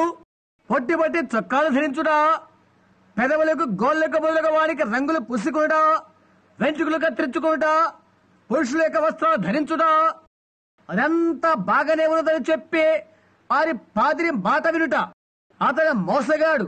ప్రాంగణాతీతములో అతను చేసే దానికతను బాధ అనిపిస్తున్నాడు. ఆమె యుందగుడి స్థితి అతను తెలుపట్లేదు కనుక అతను మోసము చేస్తున్నాడు. అదే సంఘము చేస్తున్న పని. డిడి, పిహెచ్డి, ఎల్ఎల్ఈ డిగ్రీ సంపాదించుడా. నీవెలా చెప్తావు? మా పాస్టర్ అది గొప్పలా చెప్తావు. హాట్ అండ్ టాట్ కు ఈజిప్షియన్ నైట్ కథ తెలిసిన దానికంటే ఎక్కువగా ఆ పాదిరికి ఇంకొకటి తెలియదు. వాస్తవమే. థియోలాజికల్ సెమినరీ అనుభవమే తప్ప దేవుని గురించి మరేమీ అతనికి తెలియదు. నవనాగరిక సంఘము వారికి ఉన్న థియోలజీ రంగుపూతలు, వారికి ఉన్న రెక్కి హిప్పి పాస్టర్ ఉన్నారు. వారి స్త్రీలంతా వారికి ఉన్న మహిమను తీసివేస్తారు. యెజబెలు ఒక వక్రత వలె. బాబుడి హెయిర్, కుర్చైన వస్త్రాలు, రంగుపూతులు ఇవన్నీ కూడా వారి యొక్క వేదాంత విద్య అభిరుచులే. అలాగున్నది సంఘస్థితి. అవును. అయితే గృహిణిగా తను స్వీకరించుటకు యేసుక్రీస్తు రానయుండగా ఆమె యొక్క ఆత్మ జీవితము అట్టి కోవకు బహు దూరంగా ఉన్నది. అలాంటి స్త్రీని ఏ క్రైస్తవ పురుషుడైనా వివాహము చేసుకుంటే అతడు కృపను పోగొట్టుకున్నాడనవచ్చు. అతనికి దేవుని అభిరుచి, కుటుంబం ప్రీతి లేనివాడతడు. అలాంటి స్త్రీని ఎన్నుకుంటే ఇంటికి దూరమైపోతాడు. లేదండి, క్రైస్తవ అభిరుచులకు ఆమె సరిపడదు. ఆమె యొక్క ఆత్మీయ గుణగణాలు అధోస్థితి చెందున్నవి. సంఘ శాఖల యొక్క ఆడంబరములందు లోకం యొక్క దురాశలతోనూ ఆమె మృతమై ఉన్నది. నేటి దినాల్లో ఖచ్చితంగా సంఘం యొక్క స్థితి కూడా అలాగే ఉన్నది. ఆమె శాస్త్రోక్తమైన మానవీయతమైన మతమును కొరకై వాక్య సంబంధమైన గుణగణమును సాతానుకు అమ్మివేసినది. దేవుని యొక్క వాక్యముతో నిలిచి ఉండి దేవుని సంఘముగా ఉండే ఆధిక్యతను, పరిశుద్ధాత్మ కార్యాచరణమును, ఆయన ప్రేమించి ఆయన వాక్యముతో అతుకబడి ఏక శరీరముగా ఉండే ధన్యతను పోగొట్టుకున్నది. దానికి బదులుగా ఏషావలే జ్యేష్ఠత్వ హక్కును అమ్మివేసినది. ఏది ఇస్తే దాని చేయుటకు అనుమతిచ్చే సంఘ శాఖని కోరుకున్నది. ఇది యథార్థమే. నికేయలోని రోములో ప్రఖ్యాతి కొరకై తన తల్లి ఏమి చేసినదో అదే పని చేసినది. దేవుని వాక్యమును అది ఏ విధంగా ఈ పెంతెకోస్తు ఇలాకాలోకి ప్రవేశించినది, అది చాలా కీడైనది. అయితే దానిని ఇదే చేసినది. గమనించు, కథోలిక్ చర్చిలోని ఒక అవివాహిత స్త్రీని గురించి ఒక్క నిమిషం ఆలోచించేద్దాం. ఆ స్త్రీ కన్యాత్వం పుచ్చుకునే ముందు, ఆఖరి ముసుగు ఆవిడ వేసుకునే ముందు ఆ సంఘానికి సంపూర్తిగా ఆమె అమ్ముడుపోతుంది. ఆవిడ శరీరము, ప్రాణము, ఆత్మ ఆ సంఘానికి ఆస్తవుతుంది. ఆమెను గురించి ఆమె ఆలోచించే స్వతంత్రత ఆవిడికి లేదు. ఆఖరి ముసుగు ఆమె ధరిస్తే ఇక ఆమె కాదు, ఆమె సొంతదని స్వైష్టత అనేది ఇంకొకటి ఉండలేదు. చూడు, ఇక్కడ నిజమైన క్రీస్తు యొక్క సంఘముగా సాతాను వాళ్ళను తన కొరకు బోటుకు పెళ్లి కుమార్తెగా చేస్తున్నది. నిజమైన క్రీస్తు యొక్క సంఘము పెళ్లి కుమార్తె అలాగే ఆయనకు, ఆయన వాక్యమునకు అమ్మబడుతున్నది. క్రీస్తు యొక్క మనస్సు నీలో నిలిచే వరకు ఎంత వ్యత్యాసం! నేటి దినాల్లో మనము నవీన సంఘము, నవీన ప్రపంచ సంఘము, లోక సంబంధమైన సంఘము, ఆత్మస్థమైన సంఘము రెంటిని చూస్తున్నాం. రెండు కూడా కుమారులు కంటానికై గర్భము ధరించి ఉన్నవి. అందులో ఒకటి ఈ దినాల్లో నామకరణ సంఘం యొక్క జన్మమును ప్రపంచ సంఘముల ఆలోచన సభ యొక్క దానిని ప్రసవించుతున్నది. అది నామకరణ సంఘము ద్వారా లోకానికి అంత్యక్రీస్తును ఉత్పత్తము చేయబోతున్నది. ఖచ్చితమైన సత్యమై ఉన్నది. దాన్ని చూచే వరకు నేను బతకబోవచ్చు అని నేను అనుకుంటాను. నేను అది నమ్ముతాను. అయితే ఎవరి జనమా, ఒక్క దేవుని సేవకుడు అది చెప్పాడని మీరు గుర్తుంచుకోండి. దానికది కడవరిగా తుడిచిపెట్టబడుతుంది. అదే మృగం యొక్క ముద్ర. ఆమె ప్రపంచ సంఘముల ఆలోచన సభను నిర్మాణం చేసిన తర్వాత ఆమె కుమారునికను అంత్యక్రీస్తును, మరొకటి దేవుని యొక్క వాక్యము ద్వారా గర్భము ధరించినది.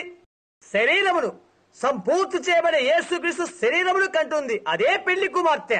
క్రీస్తు యొక్క శరీరము ఇంకా సంపూర్ణము కాలేదు. మీలో ఎంతమందికి తెలుసు? ఒక పురుషుడు, స్త్రీ ఒకరై ఉంటున్నారు. క్రీస్తుకు ఒకే శరీరం ఉన్నది. అది వాక్యం. ఆ శరీరం యొక్క మిగతా అవయవులే పెళ్లి కుమార్తె ఉంటున్నది. అవి రెండు కలిసినప్పుడు మరలా ఒక శరీరం అవుతుంది. అనగా ఆదాము ఆరంభములో ఉన్నట్లుగా ఒక స్త్రీ పురుషులకు కలిసి ఒక్కరే. ఇప్పుడైతే నిజమైన పెళ్లి కుమార్తె ఆయనకు అమ్మబడి ఉన్నది కనుక ఆమె తన స్వచిత్తం వినియోగించుకోవటకు వీలు లేదు. ఆయన మనస్సు ఆయన చిత్తమే, ఆయన చిత్తము ఆయన వాక్యమే. మనుషుల ద్వారా ఎన్నుకోబడిన పెళ్లి కుమార్తెను చూడు. నేటి దినములో ప్రకృతి సమైన పెళ్లి కుమార్తెకు, ఆత్మస్థమైన పెళ్లి కుమార్తెకు వ్యత్యాసం గమనించు. అహాబు రాజును వశీకరించుకున్న నవనాగరికత ఎజబెలను చూడు. మ్యాక్స్ ఫ్యాక్టరీ, రంగులో ఫ్యాక్టరీ యొక్క అందచందాలు, ఇంకా ఏవేవో సంఘ స్థితిని చూడు. జీవం గల దేవుని యొక్క వాక్యం ఎదుట వ్యభిచారి అయి ఉన్నది. నామకరణం చేయడం పెద్ద పెద్ద సంఘాలు, పెద్ద పెద్ద భవనాలు, కావలసినంత ధనము, గొప్ప గొప్ప జీతాలు అన్నిటికీ అమ్ముడుపోయినది. అదంతా మంచిది. అలాగే జరుపుకోమని తన సమ్మతిని తెలిపే ఫుల్పిడి దగ్గర నిలబడే పెద్ద మనిషి అంతా మోసమే. అంతే. బైబిల్ అలాగుంటుందని ఖచ్చితంగా తెలిపే సత్యమైన గుడ్డిదైన లౌకిక సంఘ కాలము ఇది. ఇలాగ చెప్తుంది, నేను ధనవంతుడు, నేను రాణిని, నాకేమి కుదవలేదంటున్నది. దరిద్రువు, దిక్కుమాలినవాడవు, గుడ్డివాడవు, దౌర్భాగ్యుడవు, దిగంబరివి అని ఎరుగుటలేదు. ప్రకటన 3వ అధ్యాయంలో యెహోవా ఇలాగు సెలవిచ్చినట్లుగా నేనెన్నడూ అది చదవలేదు. ఆమె ఏమై ఉన్నదో అది ఎరుగక అది ఉన్నది. దాని గురించి ఆలోచించే. నిండు దిగంబరిమిగా రోడ్డు మీద వెళ్తున్న స్త్రీని గాని పురుషుని గాని చూచి నీవు వస్త్రీయుడిగా ఉన్నావని చెప్పినట్లయితే నీ సంగతేదో నీవు చూసుకో అంటారు. ఎందుచేత అలా చెప్తున్నావంటే ఎక్కడో మనో బలహీనత వారిలో ఉన్నదన్నమాట. ఏదో చెడుగు వారి యొక్క మనస్సులో ఉన్నది. ఇంకా ప్రజల నడవడిలో దేవుని వాక్యము యొక్క నేడు మనకు కావలసిన పరిశుద్ధాత్మను గురించి విధానం ఏదోటి దేవుని వాక్యమును నీవు చదివినట్లయితే ప్రజలు ఏంటి అని నిన్ను వెర్రివానిగా పరిగణిస్తారు. నీవు తిరిగి జన్మించాలి, బైబిల్ నీవు నమ్మాలని చెప్పినట్లయితే కొన్ని సంవత్సరాల కిందట యూదుల కథలండి మా సంఘానికి పద్ధతులున్నవి అని అంటారు. తెక్కులేని స్థితి, దౌర్భాగ్యతనము, గుడ్డి దిగంబరత్వము అదేదో కూడా వారికి తెలియదు. ఎంతటి దీనస్థితి అది, ఎంతటి అటువంటి స్థితి వారు కలిగి ఉంటారని బైబిల్ చెప్తుంది. నిజమైన ప్రవక్త దానిని చూడకుండా ఎట్లుడగలడు అది నాకు తెలియదు. ప్రతి చోట ఉన్న మన సంఘాలన్నింటిలోకి అది ప్రవాహంలా కొట్టుకొని వస్తుంది. దాని వైపు ఒక్కసారి చూడు, అది కేవలము నవనాగరికత అనుభూతి. అది ఈ ప్రకటన 17వ అధ్యాయంలో ఉన్న ఆ ముసలి వేశ్య, దాని యొక్క కుమార్తెలు, దాని గుడ్డి దిక్కుమాలిన దిగంబరతతో కూడిన థియోలజీ సిద్ధాంతాలను అందిస్తున్నది. అది దేవుని వాక్యములకు బద్ధ విరోధమై ఉన్నది. ప్రతి చోట కూడా స్త్రీ పురుషులు బానిసలైన ఆత్మలుగా దాని నుండి చూస్తున్నారు. ప్రజలను తన వైపు ఆకర్షించుకుంటూ బదులు ప్రజలను ఆకర్షిస్తున్న వాక్యమును క్రీస్తు రుజువుపరుచుకుంటున్నాడు. పెద్ద పెద్ద సంఘ సంస్థల చేత ఆకర్షించబడే వ్యక్తులను, పెద్ద పెద్ద కార్యకలాపాలను, తమాషా విషయాలను చేసేవారి చేత ఆకర్షించబడే వ్యక్తులను ఆయన ఆకర్షించాడు. దేవుని యొక్క వాక్యము పెళ్లి కుమార్తెనే ఆకర్షించును. గమనించండి, ఇదెంతో ఆసక్తికరంగా ఉంటున్నది.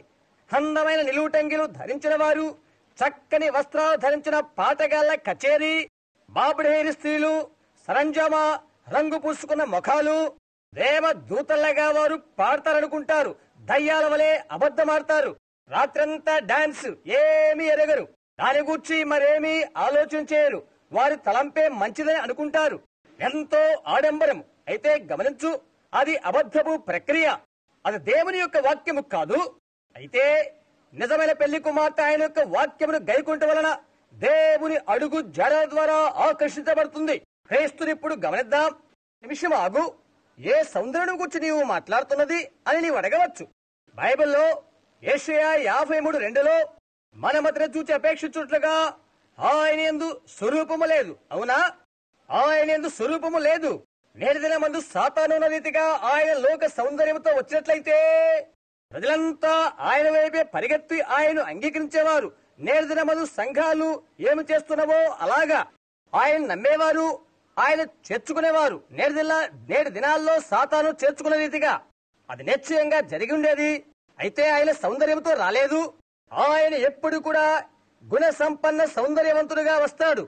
క్రీస్తు అందమైన వాడు కాదు, గొప్పవాడు కాదు, బలశాలి కాదు, లావాటేవాడు కాదు. దేవుడు అలాంటి వాడిని ఏర్పరచుకున్నాడు. నాకు ఒకటి గుర్తొస్తుంది. ఒకప్పుడు ఒక ప్రవక్త యెషయా కుమారులో ఒక రాజునుగా చేటు కొరకై వెళ్ళాడు. ఇంకో రోజు స్థానములో, సౌలు రాజు స్థానములో యెషయా పెద్దవారిని, బలవంతుని అయిన వారిని తీసుకొచ్చాడు. కిరీటధారి ఏమిటకు సరిపోతాడు అన్నాడు. ప్రవక్త అతను తల మీద తైలం పోయడానికి వెళ్ళగానే దేవుడు అతను నిరాకరించను అని చెప్పబడి ఉన్నది. కనిష్ఠుడు, ఎర్ర నేత్రాలు కలవాడు, వచ్చు వరకు ఆయన అందరిని తిరస్కరించాడు. ఆ తర్వాత అప్పుడు తైలం అతని తల మీద పోయబడింది. చూడండి, మనమైతే మన దృష్టిలో ఎన్నుకుంటాం, దేవుడైతే ప్రవర్తన బట్టి ఎన్నుకుంటాడు. ప్రవర్తన లేక గుణగణాలు. యేసుక్రీస్తును మించిన సుగుణాలు గలవారు మరొక్కరు లేరు. అది ఆయనలో నిలయమై ఉన్నది, ఆయనను ప్రత్యక్షపరుస్తున్నది. అది నిజమని మనం చూస్తున్నాము. ఆయన పెళ్లి కుమార్తెను ఆకర్షించు లోక సౌందర్యము కాదది, అది ఆయన గుణ సంపన్నత. సంఘం యొక్క గుణ సంపన్నతకై యేసు ఎదురు చూస్తున్నాడు. పెద్ద బిల్డింగ్లు కనబడాలని కాదు, గొప్ప నామకర సంఘాలుగా కనిపించాలని కాదు, పెద్ద పెద్ద సంఘ సభ్యత్వం కలిగి ఉన్నారని కాదు. ఎక్కడ 2-3 కూడిందులో అక్కడే ఉంటాడని వాగ్దానము చేశాడు. ఇది నిజం. విశ్వాసులు తమ నిరీక్షణను దేవుని యొక్క వాక్య ప్రత్యక్షమైన రుజువు కొరకు వేచి చూస్తారు. అదేంటి? ఆయన వాక్యము ద్వారా ఏర్పరచబడిన వారు. లోకాన్ని ప్రేమించే గ్రూపు ద్వారా కాదు, వారు దానిని ద్వేషిస్తారు. ఆయన ఎదురును ఆమె పరిత్యాగ పత్రిక పుచ్చుకున్నదంటే అది అతిశయోక్తి కాదు. ఎందుకంటే ఆయన యొక్క ప్రత్యక్షతను ఆమె వదులుకున్నది, అది ఆమె యొద్ద లేదు. ఈ లోక చెత్త గుంపుగా అది ఎంత అయినప్పటికీ ఆమె యొక్క కార్యకలాపాలు ఆయనకు కావాలి. ఆమె యొక్క గుణగణాల కొరకే ఆయన అపేక్షిస్తాడు. క్రీస్తు యొక్క గుణగణములు. ఒక్క నిమిషం ఆగండి. అది అదే ఆయన యొక్క గుణ సంపదను ప్రతిస్పందన చేయనటువంటి పెళ్లి కుమార్తెను ఆయన ఎన్నుకుంటాడు. నేటి నవనాగరిక సంఘాలు దానికి ఎంతో దూరమై లక్షల మైల దూరములో ఆయన ప్రణాళిక మార్గాన్ని వదులుకొన్నవి. ఎందుకంటే ఇది సత్యమని వారు నిరాకరించారు కాబట్టి. అందువలన అది అది ఇలాగ కాగలదు. ఆయన ఇలాగున్నాడో అలాగే సారూప్యము కలిగి పెళ్లి కుమార్తె కొరకు ఆయన ఎదురు చూస్తున్నారు. ఆ దినము కొరకు ఆయన ఎలాగున్నాడో అలాగా దాని కొరకు ఎదురు చూస్తున్నాడు. హెబ్రీ 13:8.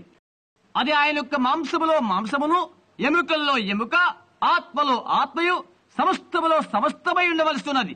ఆ విధంగానే కట్టబడి రెండు ఒకటే ఉన్నవి.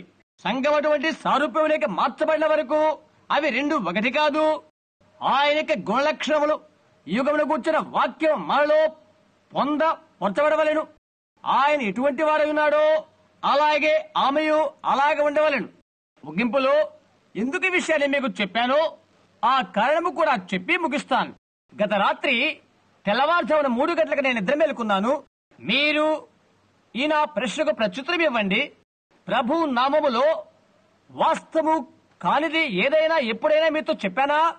అది ఎప్పటికీ కూడా సత్యమై ఉంటున్నది కనుక సహాయము చేయండి. అది సత్యమే దేవునికి తెలుసు. వేవేల కొలది విషయాలు పలుకబడినప్పటి ఆయన మాటలలో ఒక్కడైనా తప్పిపోయి ఉన్నదని ప్రపంచంలో ఏ ఒక్కరు కూడా చెప్పలేరు.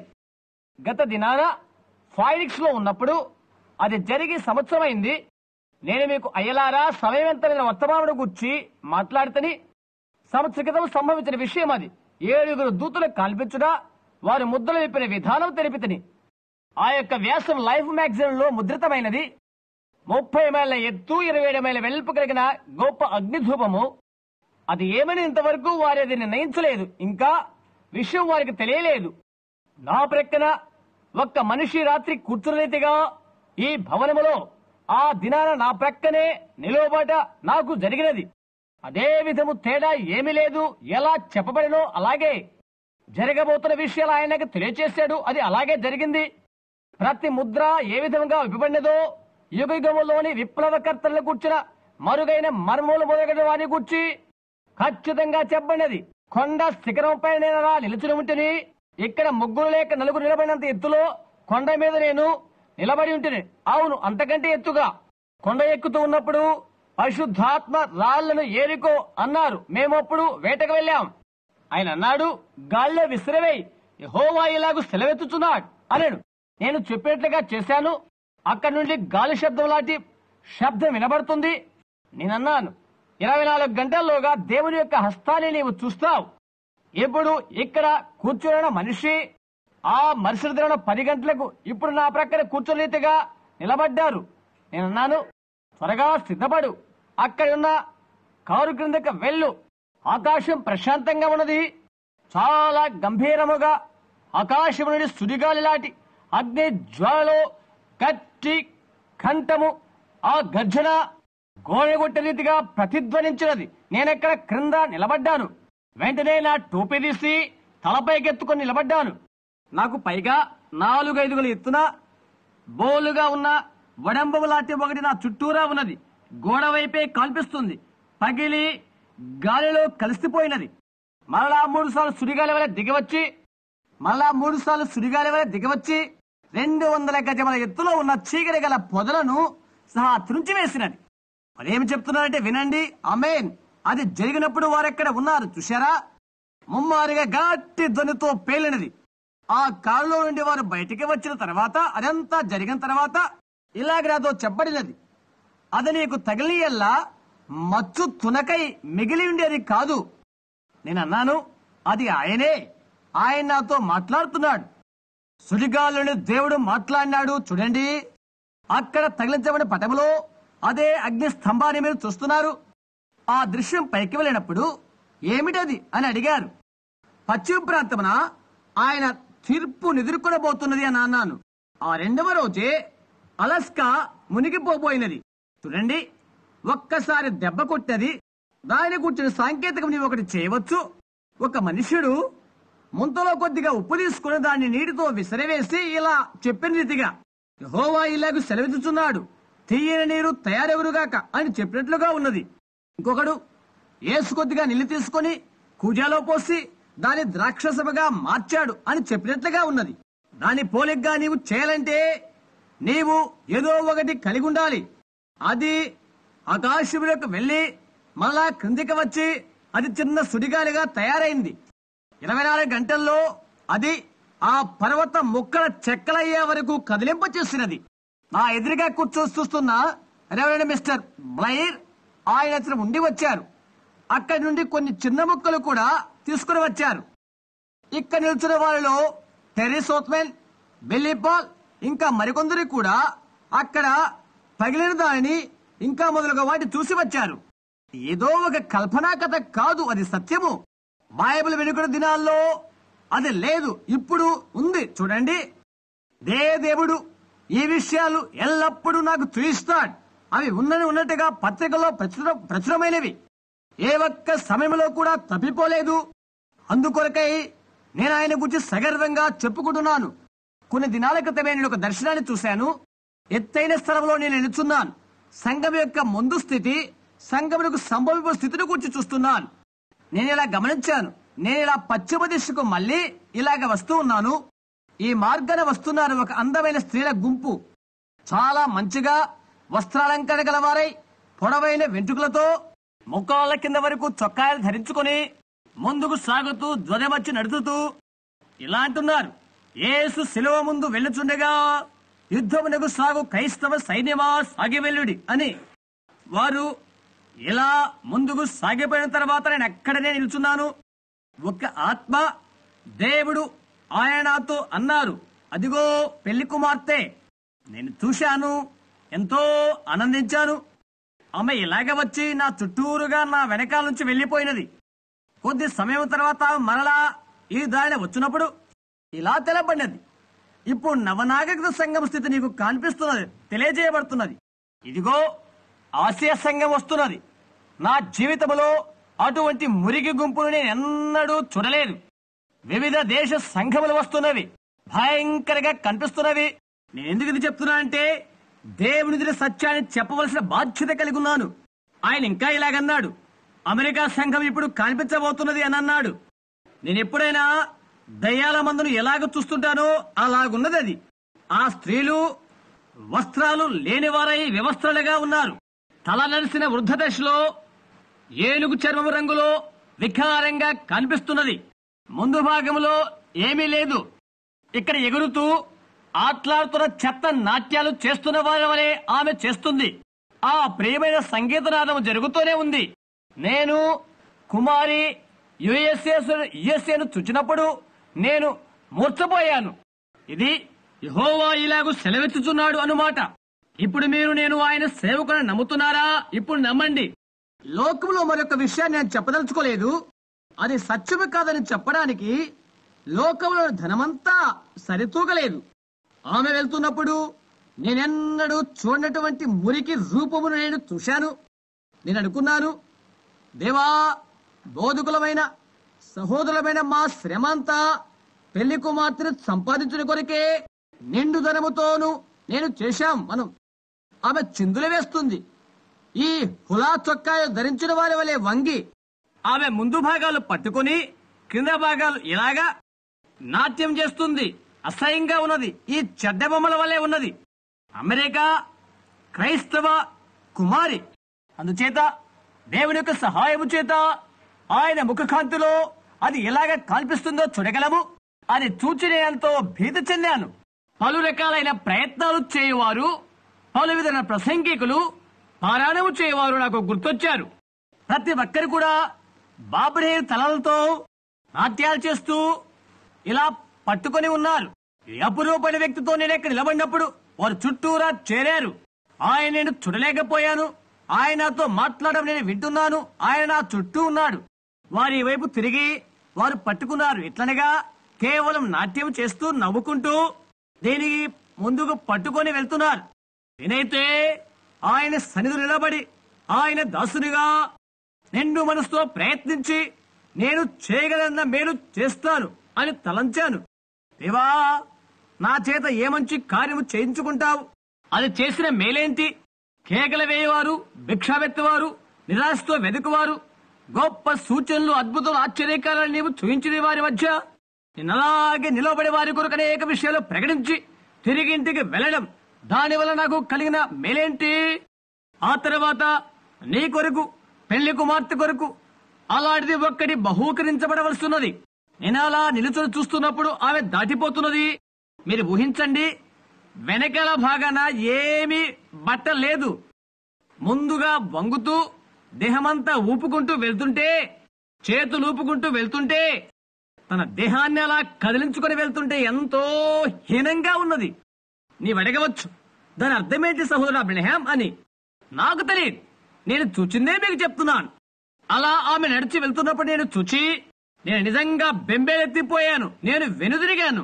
నేను ఎలాగన్నాను, దేవా, నేను తీర్పు పడతపోదును కాక విశదీకరించవలసిన అగత్యత నాకు లేదు.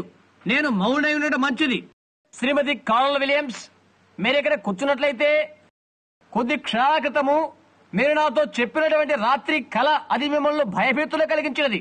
దాని స్టీరింగ్ వీల్ నా చేతుల్లోంచి తీసుకున్నది. ఆ తర్వాత నేనది మర్చిపోతున్ననుకున్నాను. నేను వెళ్లిపోయాను. అయితే తలవంతలంపగా మరలా వారు రావడం గమనించాను. ఈ త్రోవను వెళ్లవలసిన అదే పెళ్లి కుమార్తె తిరిగి ఇదే త్రోవనే వచ్చుతున్నది. ఇక్కడ మరలా చిన్నారి యువతులు సమూహము కనిపిస్తున్నది. వారు ఎక్కడి నుంచి వచ్చారో ఆయా దేశం సాంప్రదాయ దుస్తులు ధరించి ఉన్నారు. అంటే స్విట్జర్లాండ్, జర్మనీ మొదలైన దేశవాసులుగా ప్రతి ఒక్కరూ ఆ విధమైన వస్త్రం ధరించే ఉన్నారు. నిండైన శిరోజనాలు కలిగి ఉన్నారు. మొదటి వారి వలె ఉన్నారు. అందరూ అలాగే ఉన్నారు. వారు నడుస్తున్నారు. యుద్ధములకు సాగిపో క్రైస్తవ సైన్యమా సాగివెళ్ళు అంటూ. అలాగ మేమెక్కడ నిలబడి ఉన్నాము. అతడి నుండి వారు దాటి వెళుతున్నప్పుడు ఒక్కసారిగా ప్రతి నేత్రము వారి నడకను చూస్తున్నది. మరలా వారు వెనుకకు తిరిగి నడుస్తూ ఉన్నారు. వారు ఆకాశం వైపుకు వెళ్ళుట కొరకై ప్రయాణం చేస్తూ ఉన్నప్పుడు ఇలా ఇంకొకరు కొండ కోన మీదకి వెళ్తూ ఉన్నారు. వీరు ఆకాశం వైపుకు నడక సాగించారు. వారు అలాగ నడక సాగిస్తూ వెళ్తున్నప్పుడు ఇరువురు బాలికలు వెనకాల నేను గమనించాను. వారు చుట్టూరా చూచి నేనన్నాను, అలాగ చేయవద్దు, ముందుకు అడుగు వేయవద్దు. అలాగా పెద్ద కేక వేస్తున్నాను. ఆ దర్శనంలో నా చేయి అలా చాచి ఉన్నాను. మంచిది అనుకున్నాను. ఆ కారణము చేతనే ఈ రాత్రి నేను పొందినదేదో అదే చెప్తున్నాను. నేను ఒక ప్రశ్న అడుగుతున్నాను. మన తలంపుల కంటే అది తరువాత కార్యమా? ఆమె ముందుగానే పిలువబడి ఏర్పాటు చేయబడి ముద్రించబడి ఉండగా ఒక్కరైనా కలయటానికి వీల్లేదు. అది తెలుసా? అది సాధ్యపడుతుందా? ఓ కానే కాదు. కాదు. నిన్నటి రోజు ప్రాతకాల వేళ భోజన సమయాన మీతో చెప్పేది గుర్తుంచుకోండి. స్త్రీ పురుష పరాగ సంపర్కములో అనేకమైన బీజములు లేక అణువులు బయలువెడలను, కోట్ల కొద్ది గుడ్లు బయలువెళ్ళను. అయితే వాటన్నిటిలో ఏ ఒక్కటో బ్రతుకును. కోట్ల కొలదిలో ఒక్కటే. ప్రతి ఒక్క పుష్పరజను, ప్రతి పుప్పొడి రేణువు ఒక్క పోలిగ్గానే ఉంటుంది. అందులో ఒకడైతే బ్రతుకుతుంది, మిగతావి మృతమైపోతవి. అందులో ఏది పరిపక్వ స్థితిలోకి రాగలగదో ఎవరూ కూడా చెప్పలేరు. దేవుడే దాని యొక్క నిర్ణయకర్త. అది బాలుడైపోతుందో లేక బాలిక రూపం దాలుస్తున్నదో, తెల్లనివాడు కాబోతున్నాడో లేక నల్లగా జన్మిస్తున్నాడో, ఏదేమైనప్పటికీ దాన్ని దేవుడే నిర్ణయించాలి. మొదటిగా సంపర్కమైనది కాదు, మొదటిగా దేవుడు నిర్ణయించవలసి ఉన్నది. ఒకటి ఇటు వస్తుంది, ఇంకొకటి అటుపోతుంది. నీవెప్పుడైనా పరీక్షణాలకేందలి కలయికను గమనిస్తే దేవుడు నిర్ణయించవలసి ఉన్నది. ప్రతిదీ కూడా అలాగే ఏర్పాటు ద్వారానే జరుగును. ప్రకృతి రీత్యా జన్మ ఎన్నిక ద్వారానే. కోట్ల కొలలలో దేవుడు ఒక్కడే తీసుకును. ఇశ్రాయేలు ఐగుప్తు నుండి వాగ్దాన భూమికి యాత్ర సాగిస్తున్నప్పుడు వారి యొక్క సంఖ్య సుమారు 2 మిలియన్ల ప్రజలై ఉన్నారు. వారిలో ప్రతి ఒక్కరు కూడా విమోచన గొర్రెపిల్ల క్రిందనే ఉన్నారు, లేకుంటే బ్రతుకులేరు. ప్రతి ఒక్కరూ ప్రవక్త అయిన మోషే మాట ఆలకించారు. అతని ద్వారా వారిలో ప్రతి ఒక్కరూ ఎర్ర సముద్రంలో బాప్తిసం పొంది, వారిలో ప్రతి ఒక్కరూ మిరియాముతో కలిసి నాట్యం చేశారు. శత్రువు దేవుడు నాశనం చేసిన తర్వాత సముద్రం ఇరువైపులో కూడా చేరారు. ఆత్మతో పాడారు. మోషేతో కలిసి అందరూ నిలిచారు. ఆకాశించబడిన మన్నాను వారిలో ప్రతి ఒక్కరూ భుజించారు. ప్రతి రాత్రి క్రొత్త మన్నే వర్తమానములకు పోలికై ఉంటుంది. ప్రతి ఒక్కరూ భుజించారు. అయితే 2 మిలియన్ల మందిలో ఎందరూ ప్రవేశించేటకు అర్హత పొందిరి? 2 మాత్రమే. 1 మిలియన్కు ఒక్కరే. నిర్దిన మంది రాత్రులు లెక్కించట్లయితే ప్రపంచంలో 500 మిలియన్ల క్రైస్తవులు ఉన్నారు. అనగా కథలిక్ వారితో కలిసి విశ్వాసులుగా ప్రపంచమంతా పిలువబడుతున్నారంతా 500 మిలియన్లు. ఒకవేళ ఈ రాత్రి ఆయన రాకడైతే మిలియన్కి ఒక్కరైతే, అలా ఆయన చెప్పడం లేదు. అలా అయితే ఒకవేళ 500 మంది ప్రజలకు 24 గంటల కాలంలో తప్పిపోతారు. దాని గురించి మరలా నీవు వినలేవు. మన యొక్క లెక్కకు సరితూగని అనేక మంది అదృశ్యమవుతారు. స్నేహితులారా, మనకు అలా జరుగుతుంది. బాప్తిస్మిచ్చి యోహాను వచ్చిన రోజులలో జరిగిన రీతిగా జరుగుతున్నది. చివరికి అపోస్తులే అడిగారు, లేఖనం ఎందుకు అలా చెప్పినది? ప్రవక్తలు ఎందుకు చెప్పిరి? ఏలియా వచ్చి సమస్తమును చక్కబరచాలని ఎందుకు చెప్పబడినది? ఆయన అన్నారు, ఏలియా వచ్చి ఉన్నాడని ముందుగానే మీతో చెప్పితని, అయితే మీరు గ్రహించలేరు. ఈ దినాలలో మరలా మనం ఇక్కడ కూర్చున్నాము. శ్రమకాలము సంభవించగమునుపు జరుగు రాకడ కూర్చున్న సంగతి ఏంటి? వచ్చే ఉన్నదైతే మీరు దాన్ని ఎరుగలేదు. శరీరమంతా ముద్రించబడి ఉన్నది. ముందుకు సాగుదాం. అలాగుండని నేను చెప్పట్లేదు, అలాగుండదు అని నా నిరీక్షణ ఉన్నది. మిత్రమా, ఈ రాత్రిలో మన జీవితాలు సరిచేసుకోవాలి. మనము చేసిన కార్యములు సరిచేసుకోవాలి. మనము చేసిన కార్యాలు దైవ సేవకుని సహోదరునిగా సలహానివ్వనివ్వండి. నా జీవిత యాత్రలో ప్రసంగ వేదిక పైన ప్రథమంగా నేను చెప్పబోతున్నాను. ప్రజల ముందు ఎన్నడూ ఏదైనాను విషయపరచడానికంటే మిక్కుటంగా సువిశాలపరచనై ఉన్నాను. అది నా నిశ్చయం. ఎందుకంటే ఈ కూడికలో నాకెంతో స్వతంత్రత పొందుకొని ఉన్నాను. నేను దేవుని యొక్క ప్రవక్త అని మీరు నమ్మినట్లయితే నేను చెప్పిన దాన్ని స్వీకరించండి. ఏదైనా చిన్న అడ్డంకు మీ హృదయంలో కలిగినట్లయితే ఇప్పుడే దేవుని వద్దకు వెళ్ళండి. మీరు అలా చేయండి. మానవుడా, 1 నిమిషం ఆగు. నీవు అవలంబిస్తున్న మతాచారాలు ఒక్కసారి గమనించు. నీ సంఘాల వైపు చూడు. దేవుని వాక్యానుసారముగా ఇవి ఉన్నవా? ప్రతి యోగ్యత కార్యము నీవు సఫలీకృతం చేస్తున్నావా? నేను మంచివాడిని నీవు చెప్పవచ్చు. నికోదేము మొదలైన వారంతా కూడా అలాంటి వారే. వారు మంచివారే. అలాంటిదేమీ సరిపోదు. 3 అద్దములో నిన్ను నీవుగా చూసుకోవాలని కోరుకుంటున్నాను. 3ని గూర్చి ఆయన ఏమి చెప్పి ఉన్నారో అవి చూడు. దేవుని అద్దములో చూడు. నీ సంఘం అద్దములో కాదు, దేవుని అద్దములో చూచుకో. యేసుక్రీస్తు యొక్క పెళ్లి కుమార్తెకి సరిపోవు గుణగణాలు నీ జీవితంలో కలిగి ఉన్నావో లేదో చూచుకో. బతుకులారా, అలాగే మీరు కూడా ఆలోచన చేయండి. సుదూరస్తులైన అనేకుల ఆలోచనలు బలపరచుటకై ఇక్కడ అసలు కోణములను కత్తిరిస్తారా? సంఘములోని మిమ్మల్ని బహిష్కరిస్తారని లేనిది మీరు చేయవచ్చా? అది ఆకృతమని సోదరుడా నీవు గమనిస్తే దానిలో నుండి బయటికి ఇప్పుడే రా. యేసుక్రీస్తు నామమున నీకు హెచ్చరిక చేస్తున్నాను. క్రైస్తవ గుణగణములు సరికొలతలతో నీవు లేనట్లయితే నామకార్థ క్రైస్తవ స్త్రీగా కాదు, నీ యొక్క హృదయము, నీ జీవితము ఖచ్చితమైన మాదిరి అయి దేవుని యొక్క వివాహ పట్టాకు సరిపోవాలి.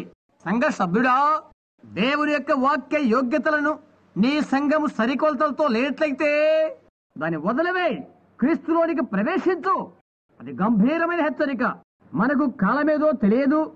సముద్రం యొక్క అడుగు భాగమునకు ఒకానొక దినమున ఈ పట్టణము తుడిచివేయబడు ఘడియ నీకు తెలియదు. ఓ కపెర్నహూమా అని యేసు అన్నాడు. ఆకాశం మట్టుకు హెచ్చించబడిందానా, అగాధములోనికి చేరతావు. నీలో చేయబడిన ఆ ఘనమైన కార్యములు సదమా గొమరలో చేయబడి ఈ దినం వరకు అది నిలిచి ఉండును. సదమా గొమర మృత సముద్రపు అడుగు భాగమున చేరినవి. కపెర్నహూము సముద్రము అడుగు భాగమున ఉన్నది.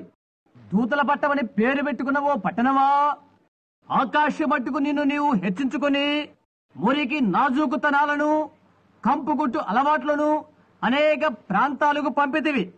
ఇంకా వివిధ విదేశీయులు ఇక్కడికి వచ్చి మురికిని ఏరుకొని పోవరకు అలా చేశావు. నీ అందమైన గుడులు, గోపురములు అతని వారికి పంపుతున్నావు. గుర్తుంచుకో, ఒకానొక దినమున ఈ సముద్రపు అట్టడుగున పాలవుతావు. ఇప్పుడు నీలో ఉన్న గొప్ప ఆ తేనెపట్టు దేవుని ఉగ్రత నీ కింద మండుతుంది. ఆ ఇసుక కడ్డీల మీద వేలాడుతున్నట ఆయన ఎంతకాలం నిన్ను ఓర్చుకోగలడు? సాల్లెడు సముద్రమునకు, ఆ మహాసముద్రముకు మైలు దూరము లోతున వేలాడుతున్నది. పంపు యొక్క ఆఖరి దినము కంటే అదెంతో భయంకరమైనది. లాస్ ఏంజల్స్ మారు మనసు పొందు. మీలో మిగతా వారైనా మార్పు చెంది దేవుని వైపు మరలండి. భూమి పైన ఆ ఉగ్రత గడియ వచ్చే ఉంటుంది. సమయం ఉండంగానే పారిపోండి, క్రీస్తులోనికి రండి. ప్రార్థించుకుందాము. ఓ దేవా, నా యొక్క ఆత్మ వణికిపోతుండగా, ఆవేదంతో నా హృదయము ఆక్రమిస్తుండగా దయతో నా మొర స్వీకరించు. ఓ దేవా, స్త్రీ పురుషులు నా యొక్క మాటలు తమాషాగా తలంచకుండా ఉందురు కాక, సంఘస్థులివి దేశపూర్తముగా పలకబడిన మాటలని తలంచకుండా ప్రభువా ప్రేమను వారు చూచుదురుగాక. సర్వాధికారైన దేవా, నాకు నీవే సాక్షివి. సంవత్సరము నీ వాక్యం ప్రచురిస్తూ ఈ తీర ప్రాంతమున ఇక్కడ చేరుతుంటిని. ఈ రాత్రే నేను సత్యానికి సాక్ష్యాన్ని దేవా అలా నన్ను ఉంచము. పెళ్లికు మాత్రం కూర్చొని దర్శనము నిజమని నీకు తెలియను ప్రభువా. దాని కొరకు నీ నామమును నేను తీసుకొని యెహోవా ఇలాగూ సెలవిస్తున్నాడని చెప్పి ఉంటని నేను చెప్పుచున్నాను ప్రభువా. నేను మనస్సాక్షిని కలిగి చెప్పి అని తలస్తున్నాను. యేసు నామమున ప్రార్థిస్తున్నాను. ఈ రాత్రి ప్రజలు కదిలించబడుదురు కాక, రాను ఉగ్రత నుంచి తప్పించబడుదురు కాక. ఎందువలనగా ఇకాబోతు ద్వారం మీద వారి దేశం మీద వ్రాయబడి ఉన్నది. నల్లని గీత గురుతు దానిపై ఉన్నది. దేవుని ఆత్మ దాని గూర్చి దుఃఖముతో ఉన్నాడు. వారు త్రాసులో తుయ్యబడిరైతే తెరిపోయారు. త్రాగుబోతుల విందులతో క్రైస్తవులని పేరు పెట్టుకున్న అర్ధనగ్న వస్త్రము కలిగిన స్త్రీల కలయికతో మరొక నెబుకద్నెజరు రాజు యొక్క విందుతో వారు ఉన్నారు. పరలోకమున్న దేవా, పాపులైన ప్రజల మీద, పాపభూయిష్టమైన ఈ ప్రపంచం మీద నీ కరుణను చూపండి. మేము ఈ రాత్రిలో ఉన్నట్లుగానే దేవా ఈ చిన్న ద్వారము దగ్గర నిలబడి పరలోక కనికరము కొరకు ప్రార్థిస్తున్నాను. ఈ చేరిన కోడికలో నీ ఉండి మాట్లాడి నీ వధువు నీవు ఆయత్తపరచుము ప్రభువా. ఏ సంఘ శాఖ చిహ్నము ద్వారా కాక ప్రభువైన యేసుక్రీస్తు స్వార్థ ధ్వజము ద్వారా ముందుకు సాగునట్లు చేయండి దేవా. సహాయము చేయండి. నీ వాక్యమే సత్యమని, నీవే దేవుడని రాత్రిలో బయలుపరచబడుగాక. ఈ ప్రజల ముందర ఈ ప్రజలను నీ వాక్యం వైపే మళ్లించమని విధేయతతో వేడుకుంటున్నాము. యేసుక్రీస్తు నామమున ప్రార్థిస్తున్నాను ప్రభువా. ఇలా జరిగించినది ఇలాంటి అనుమానము లేకుండా నిన్ను వారు చూచి ఉన్నారు. వారి హృదయాంతరంగంలో ఉన్నదేదో వారికి తెలియచేస్తేవి. ఈ క్షణమందు కూడా జరుగుతున్నదేదో నీకు విషదమే. ఓ దేవా, సత్యము నీవు ఎరిగిన్నావు. యేసు నామములో ప్రార్థిస్తున్నాను. పరిశుద్ధాత్మ మరలా ఉత్తరాయత్వము చేయునుగాక ప్రభువా. గొర్రె పిల్ల జీవగంధమందు వ్రాయబడిన వారిని ఈ జీవములో నుండి బయటికి తీయునుగాక, ఈ జనములో నుండి బయటికి తీయునుగాక ప్రభువా. ఓ దేవా, నా హృదయపూర్తిగా నిన్ను ప్రార్థిస్తున్నాను. వర్తమాన అభివృద్ధి కొరకై ఈ ప్రజలు తమ యొక్క చివరి పెన్నీనిచ్చెదరు. వారు చేయగలిగినంత వారు చేయుదురు. దాని యొక్క నగలు తిరిగి వచ్చినప్పుడు నీవు దానికి ప్రతిఫలము దయచేయమని ప్రార్థిస్తున్నాను. ఇక్కడ ఎవరును గంతులను వేయుట ఎగురుకున్నట్లుగా ఉందరు కాక, ఏడ్చి మొర్రబెట్టి రోదన చేసి రాత్రిలో గర్జించు తీర్పును జ్ఞాపకము చేసుకొని నీ బలిపీఠము కొమ్ములు పట్టుకుని ప్రాధేయ పశ్చాత్తాప్తులవుదురుగాక. సహాయము చేయుదేవా. సంపూర్ణ విధేయతో యేసుక్రీస్తు నామమున ప్రార్థిస్తున్నాను. నా సహోదరి సహోదరులారా, నాకేమి చెప్పాలో నాకు తెలియదు. దేవుని యొక్క శక్తి చేత మీ అభిమానము నేను పొందినట్లయితే, ఆయన యొక్క ప్రవక్తనని మీరు నన్ను నమ్మినట్లయితే, నేను ప్రప్రదంగా మీకు బహిరంగ ఇది చెప్తున్నాను. ఒక విధమైన క్రొత్త హెచ్చరిక నేను గమనిస్తున్నాను. నేను దాన్ని దూషణ చేయట్లేదు. నేను చేయనని మీకు తెలుసు. నేను అలాగే నటించట్లేదు. నేను ఆ విషయాలు చెప్పడానికి, ఆ వర్తమానం నిర్మించడానికి నేను అంగీకరించలేదు. నేను మరో వారి మళ్ళితే దాని చేయుటకు ప్రతిదీ నన్ను దృఢపరుస్తుంది. అయితే ఇలాగ చెప్పబడుతుంది, నేను సత్యమునే చెప్పినట్లయితే అది తీర్పు దినాన ఒక సాక్ష్యముగా నిలబడిపోతుందని తెలుసు. అదేదనగా యెహోవా ఇలాగూ సెలవెత్తుచున్నాడు, ఓ పెంతెకొస్తు వారలారా, మీ ప్రాణరక్షణ కొరకై పారిపోండి. బలిపీఠము కొమ్ముల దగ్గరికి పారిపోయి దాని ఎదుట ప్రలాపించండి. ఎప్పటికే ఆలస్యమైపోయినది. మీరు ప్రలాపించడం లాభం లేని కాలం ఒకటి రాబోతున్నది. ఏశావు తన జ్యేష్ఠత్వమును తిరిగి పొందుటకై ప్రయత్నం చేశాడు, అయితే తిరిగి పొందలేకపోయాడు. ఓ కాలిఫోర్నియా పట్టణమా, ఓ ఫుల్గాస్తుల బిజినెస్ సమావేశమా, నేను నిన్ను విడిచిపెట్టిన హృదయానికి బంధనమైనట్టి వారలారా, నేను ప్రేమించిన, నేను వదలిన నిన్ను నా హృదయంలోనికి అంటుకొని ఉన్నాను. ఈ రాత్రిలో యేసుక్రీస్తుకు నేను సమర్పిస్తున్నాను. ఆయన యొద్దకే ఎగిరిపో. దీని నుండి సాతానుడిని నిన్నడు ఉత్సాహీనుడిగా చేయనివ్వకు. పరిశుద్ధాత్మతో నీవు నింపనట్లుగా నీవు సరిచేసుకో. అందుచేత ఈ వాక్యము దగ్గరికి నీవు చేరువ కాగలుగుతావు. సరైన స్త్రీగా, సరైన పురుషుడిగా నిన్ను నీవే సరిచేసుకోగలుగుతావు. పరిశుద్ధాత్మను పొంది ఉన్నావని చెప్పి నీవు వాక్యానికి సరైన పోలిక నీలో లేకుంటే నీలో ఉన్నది వేరే ఆత్మ. దేవుని యొక్క ఆత్మ ఆయన వాక్యం మీదనే ఉంటుంది. మెస్సయ్య అభిషక్తుడైన వాక్యము, వాక్యము చేత అభిషేకించబడిన వాళ్ళు ఉన్నది. యేసుక్రీస్తు నామమున మనమందరము లేచి నిలబడదాం. మరలా నా స్వరం మీరు వినకపోయినట్లయితే, దేవుని చిత్తమైతే కొన్ని గంటల్లో నేను ఆఫ్రికా వెళుతున్నాను. నేను తిరిగి రాలేకపోవచ్చు, నాకు తెలియదు. అయితే నా నిండి హృదయంతో మీకు తెలియజేస్తున్నాను, నేను సత్యమనే మీకు చెప్పి ఉంటుంది. దేవుడు చెప్పబడిన దాన్ని నేను ఏది చెప్పకుండా దాచలేదు. ప్రభు నామమున మీకు చెప్పి ఉంటుంది.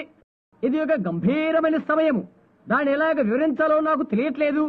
2-3 సార్లు ప్రసంగ వేదిక విడిచి దిగవెళ్ళటకు ప్రయత్నించాను, అయితే నేను అలా చేయలేకపోయాను. ఇది ఒక పవిత్రమైన సమయము, అది ఎన్నడూ మర్చిపోకండి. బహుశా దేవుడు ఆయన ఆఖరి ఆహ్వానమును అనుగ్రహించు సమయము కావచ్చు, నాకు తెలియదు. ఒకానొక దినమున తన ఆఖరి పిలుపును వినిపింపబోతున్నారు, నాకు తెలియదు. ఆ దర్శన ప్రకారం నేను మీకు చెప్తున్నాను. ఆ దర్శనం పెళ్లి కుమార్తె సంపూర్తి చేయబడినది. పొడుచుకొని వచ్చు నామకార్థ సంఘాల స్థితి చూడండి. నిద్రించు కన్య నూనె కొరకు నూనె కొనటానికి రాగానే ఆమెకు దొరకలేదు. పెళ్లి కుమార్తె లోపలికి వెళ్ళినది, రాకడ జరిగిపోయింది. వారు నూనె కొనటానికి వెళ్ళగానే పెళ్లి కుమారుడు వచ్చను. నీవు నిద్రపోతున్నావా? మేల్కో, నిన్ను నీవుగా త్వరపడు. ఈ క్షణములో చనిపోయిన వారముగా మనం ప్రతి ఒక్కరము ప్రార్థించుకుందాం. నీకు నీవుగా ప్రభువునవరం ప్రార్థించు. ప్రతి ఒక్కరూ మనలో మనం ప్రార్థిద్దాం. సర్వశక్తి ముద్రకు దేవా, మా ఇళ్ళ కనికరము చూపు ప్రభువా, మా అందరినీ కరుణించండి. వీటిలో మేము నిరాశాపడమైతే మేమేమి చేయగలము? దానివల్ల మాకేమి లాభము? ఓ దేవా, నేను నిలవబడి నీ కనికరమును అర్థిస్తున్నాను. ఈ పట్టణము సముద్రం యొక్క ఘాతములోనికి మునిగి పోకముందు, ఈ సముద్ర తీర ప్రాంతము దేవుని తీర్పు చేత తుడిచిపెట్టక ముందు, దేవా నీ పెళ్లి కుమార్తెను పిలువమని నిన్ను ప్రార్థిస్తున్నాను. యేసుక్రీస్తు నామమున వారిని నీకు అప్పజెప్పుచున్నాను. ఆమేన్.